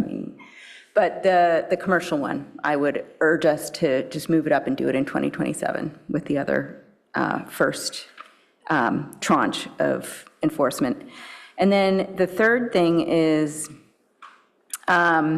we've asked about the design drought for justification of where this is, where it came from. I guess we've heard where it came from, but then the return period of it, we asked for that. It was submitted to SFPUC. Would it be reasonable to come up with an alternative design drought? I don't know if there are other cities in Bosca that are hammering on this, but I've heard about 500-year floods, 1,000-year floods. Like, if you were to come up with some standard, we have not heard what is the justification for choosing that date or the return period. So say we choose a return period ourselves. We want it to be 1,000 year, once in 1,000 years, something like that. What would that design drought be? Are there experts out there that we could hire to do something like that, to kind of approach it from another direction? Instead of demanding them to supply it to us, we go develop one and try to get, backing from the other wholesale customers and then present it. It's just a thought. I'm gonna skip myself for now. So clearly, demand projections are hard. It's really hard to get them right. Everyone gets them wrong. We know that. Bosca did a lot of work over the past year to invest in a new demand study and like further refine this. And I think it's great. I mean, I'd love to see a little bit more detail and like talk through that with folks, but I'm sure it was well done. And, you know, if we could get an even broader like review of that or have that linked in the final packet, that would be awesome. I also just want to like push back on this idea that we don't have any work, external work on SFPUC reliability that's independent of SFPUC. I think my understanding, or where I'd like clarification, is like I know that Casey Brown at UMass Amherst, who's now moved to Columbia, has done a lot of work with the Water Research Foundation on a project looking at long-term vulnerability assessments for this region.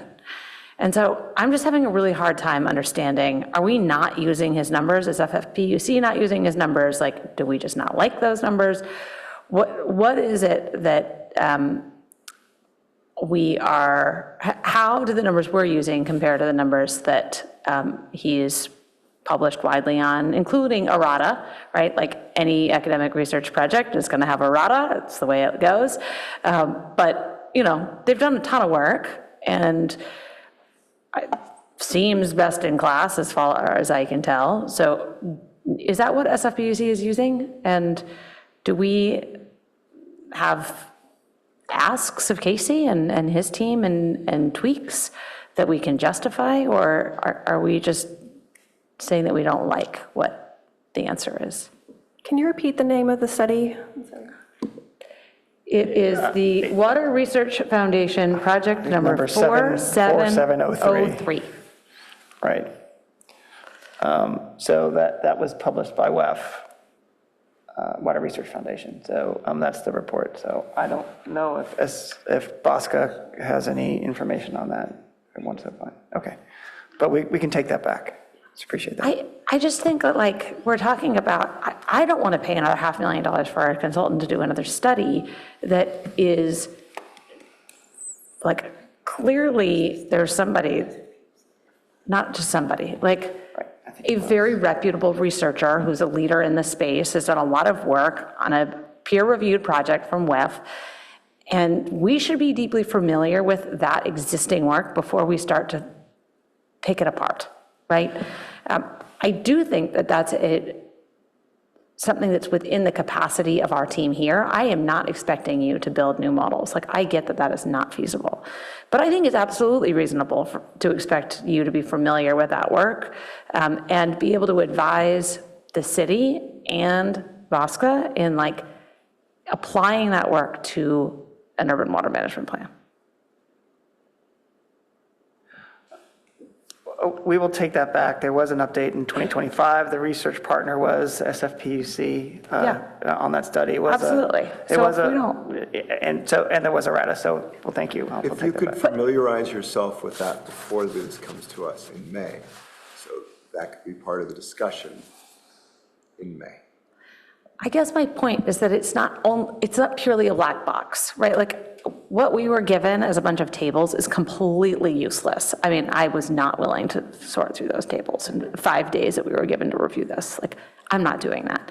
But there's an entire body of work, several publications, an entire WRF that has been thoroughly peer reviewed. And that's on us if we don't know the details of those studies, right? Like, we can write Casey and ask him, wow, what was your assumption here? What was your assumption here? Can you rerun this scenario, right? That is within our control, and certainly more empowering in our discussions with Bosca and SFPUC than just complaining about numbers we don't like. And a process we don't like, fine. But let's stand on solid footing of research that has been done and then build on that. Can that be shared, or are there multiple papers? But I mean, just a link. Maybe the staff can share it out to us. Absolutely. I can't send it out, but No, you can you send guys. it to staff. I can send it to staff. Staff can send it. I have the link. It's very easy to search. Santa Cruz, water. So we'd like to intake some of the comments so we can incorporate this for the next meeting. That's fine. And just on the demand study, I think one of the other things, like an urban water management plan is a regulatory check mark. There are also some things that you can look at and say, I wish in the next 5 years, like we got better at doing X, right? And I want to emphasize like a couple of things. The first is that I don't know the details of the demand study because I don't think that those are super published, but like one of the things we're not seeing is really clear relationships in that demand study to how temperature is changing, right? Like you see a lot of fluctuations, and I'm sure that there's a lot of correlation. I mean, you can look at it, you're like, well, that was a cold year, they no one watered their lawn, right?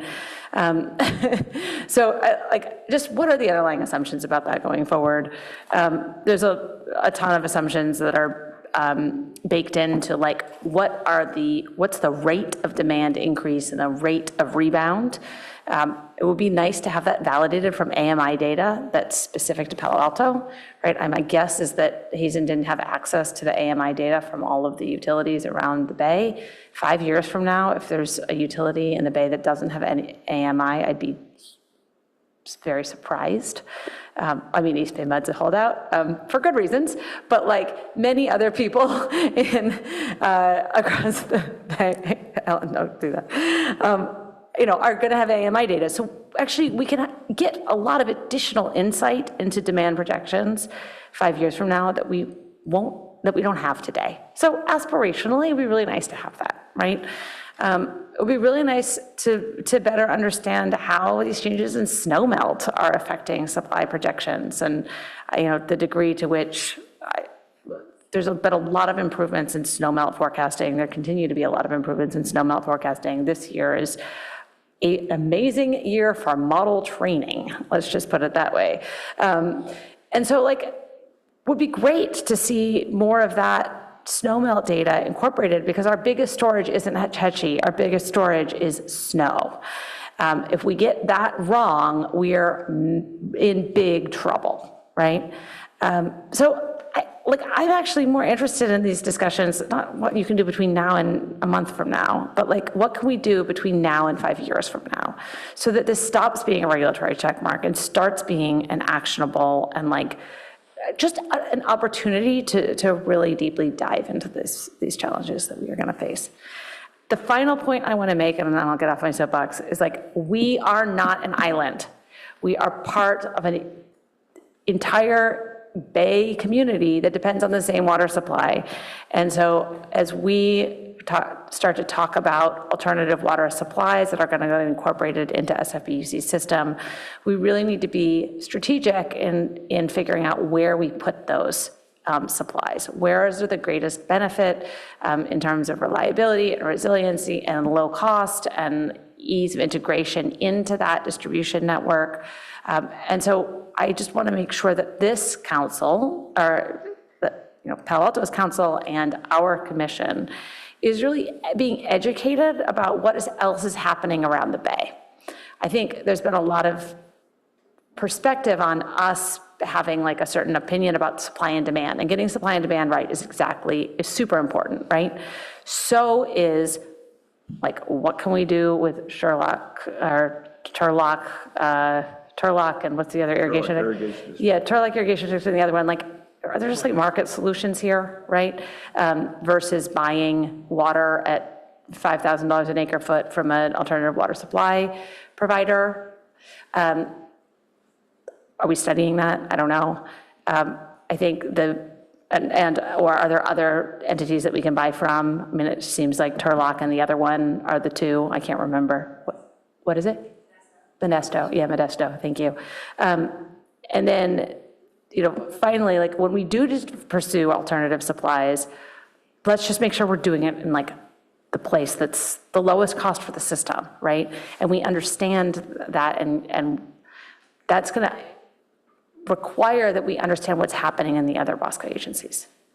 Okay, I will shut up now, but thank you for indulging me. I actually thought that was really helpful. I don't think we should be afraid to do it. I'll build you a bigger soapbox. All right. Yeah, I guess I'll be brief. I guess there's two things that I hear. One is on what we need to do with the urban water management plan before us. And I guess the only thing I heard that might be actionable is we could change the tone of it somewhat, if that, makes sense, that we get these, from SFPUC, and we're not particularly seeking to validate them, but we are using them because that's what's mandated. And this is what the implications would be, and et cetera. So it could have a bit more of that tone if the commission wanted to go that direction. The second part is what I think I'm hearing from almost everybody else, is that we want a separate plan somehow that is not dependent on the same assumptions necessarily, although we should make sure we understand what the assumptions are, what the background is before we discard them just because we don't like them, but that we do a separate planning exercise, which would look at what are the alternatives we might have within the market and within the region that could, ameliorate the risk that we have by being completely dependent, that might use different forecasting methodologies, et cetera. So I think both, I heard from both Commissioner Croft and Vice Chair Mauder, that seemed to be what people were leaning toward. And it's something that's done potentially internally without saying, okay, yeah, let's go hire somebody for $500,000. The final thing is I'll get in touch with Lisa Belier. I'd like to see the demand model that they used in detail and actually run it myself. Water demand models have become kind of a hobby of mine over the past 6 months. What? All right. Staff. Yeah, I'd like to thank staff, as others have said, and echo, thank you for bringing it to us early. It makes it so it doesn't feel like we're rushing into an approval or a decision, and I think having the opportunity to provide this feedback is great, so thank you. Thank you for bringing it in advance. On SFPUC's estimates, the design drought, I think we've already thrown cold water as a city on that through the One Water process and our letter, sending that letter to SFPUC and not really getting a response. But I think we've thrown cold water on it. I think there is broad support for developing our own numbers. Perhaps with the help of academics, as the vice chair has mentioned, and also our very knowledgeable residents and experts in the city with Peter Dreckmeyer and Dave Warner.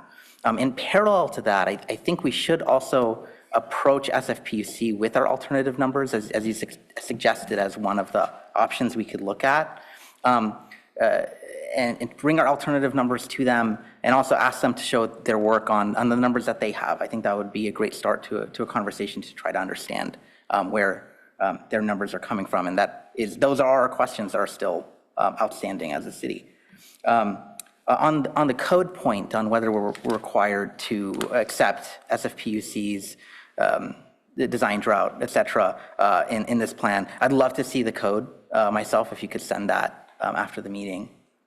On the vice chair's point about what others are doing in the Bay, I totally agree. I'll add, in case this wasn't already a part of her comments, I'd like to know what alternative water supplies are being built by, or planned to be built by other BOSCA members, and whether those plans are incorporated in SFPUC's plans. And I also think, and I agree with others, that we should be looking at other agencies, perhaps beyond BOSCA or within BOSCA, if they're not agencies who are not using SFPUC's plans in their urban water management plans, because there might be other examples of that and how that is planned for. One thing I'd like to confirm is, as I understand it from this report, there is no One Water planning or alternative water investments that are being planned or approved through this process. Is that correct? That's correct. Okay, thank you. Yeah, thanks again for bringing this forward.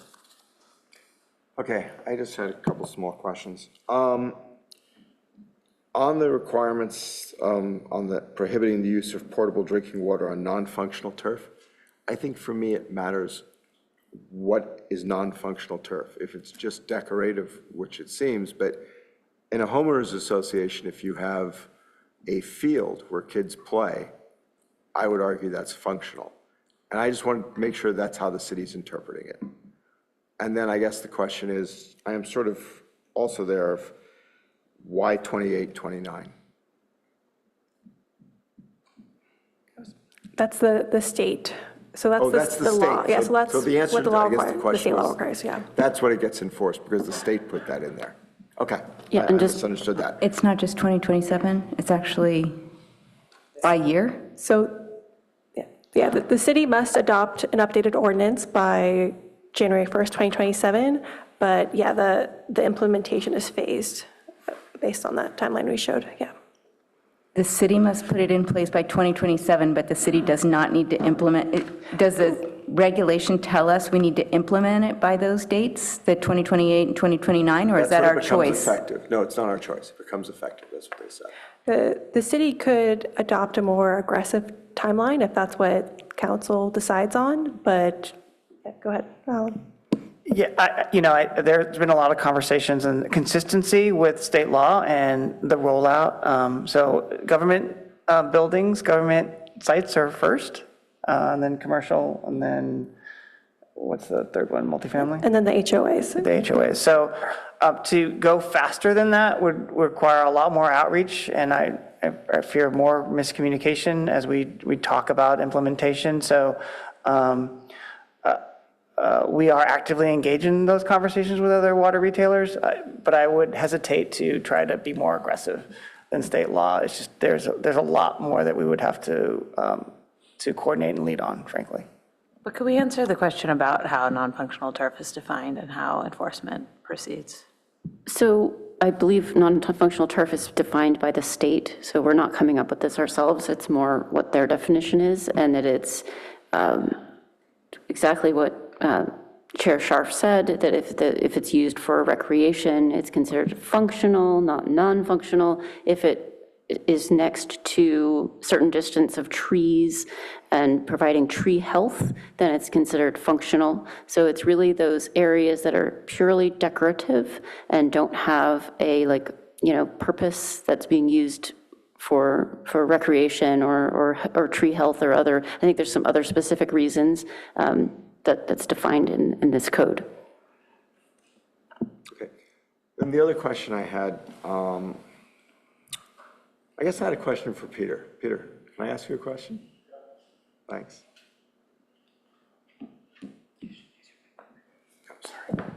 So You can ask me about Casey Brown even. no, I was going to ask you about Casey Brown. I really was going to ask you about the water plan, the urban water management plan. I am assuming that you don't have any concerns about us passing that plan. I think everyone's going to pass their plans. I mean, I think we have to, right? You were mayor, we can't not do it.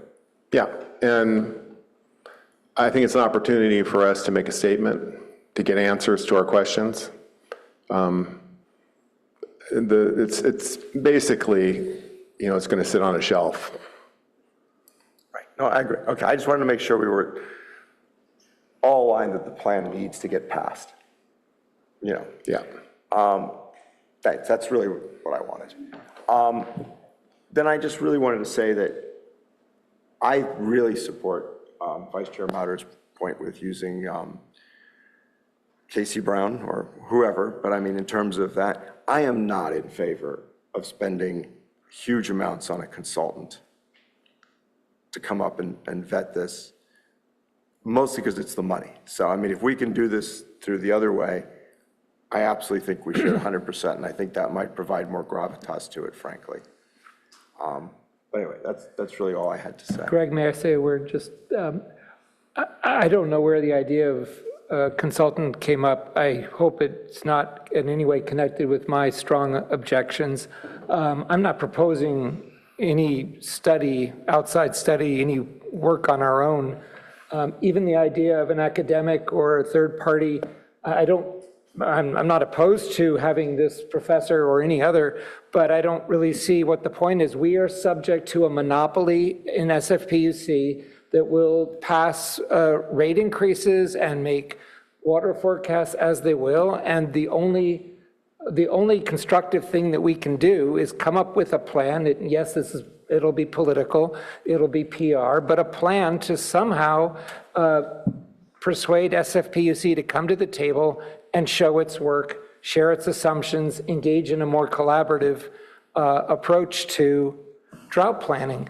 But Chris, I guess my point. And so having a study, whether we pay a lot for it or not, will inform us. It'll be great, but it's not as if it changes. It may inform the SFPUC as well. The only thing we can do is try to affect SFPUC. And I'll just say, my understanding, and I could be wrong, is that Casey was the source of a lot of information for SFPUC in those projections. And there's documentation that I don't think, I certainly haven't had the opportunity to dig into, but that we could dig into, and it is showing the work, right? Like, it's there. We can highlight things we disagree with, either because we think that it's underrepresented in terms of uncertainty distributions or whatnot, or because there's baked in policy decisions that are not technical decisions represented in the model, but are value judgments that enter into any integrated assessment model, right? Like, it's impossible not to do that. So we could come and approach SFPUC much more collaboratively with specific asks of value judgments baked in and specific questions about technical assumptions that I think would kickstart that constructive dialogue.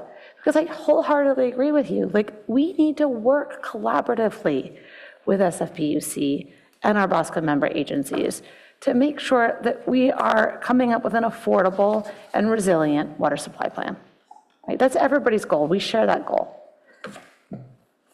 All right, with that, this item comes to an end, and we're at commissioner comments and reports from meetings and events. Anything? Seeing nothing, we get to my favorite part of the evening, adjournment. We're adjourned.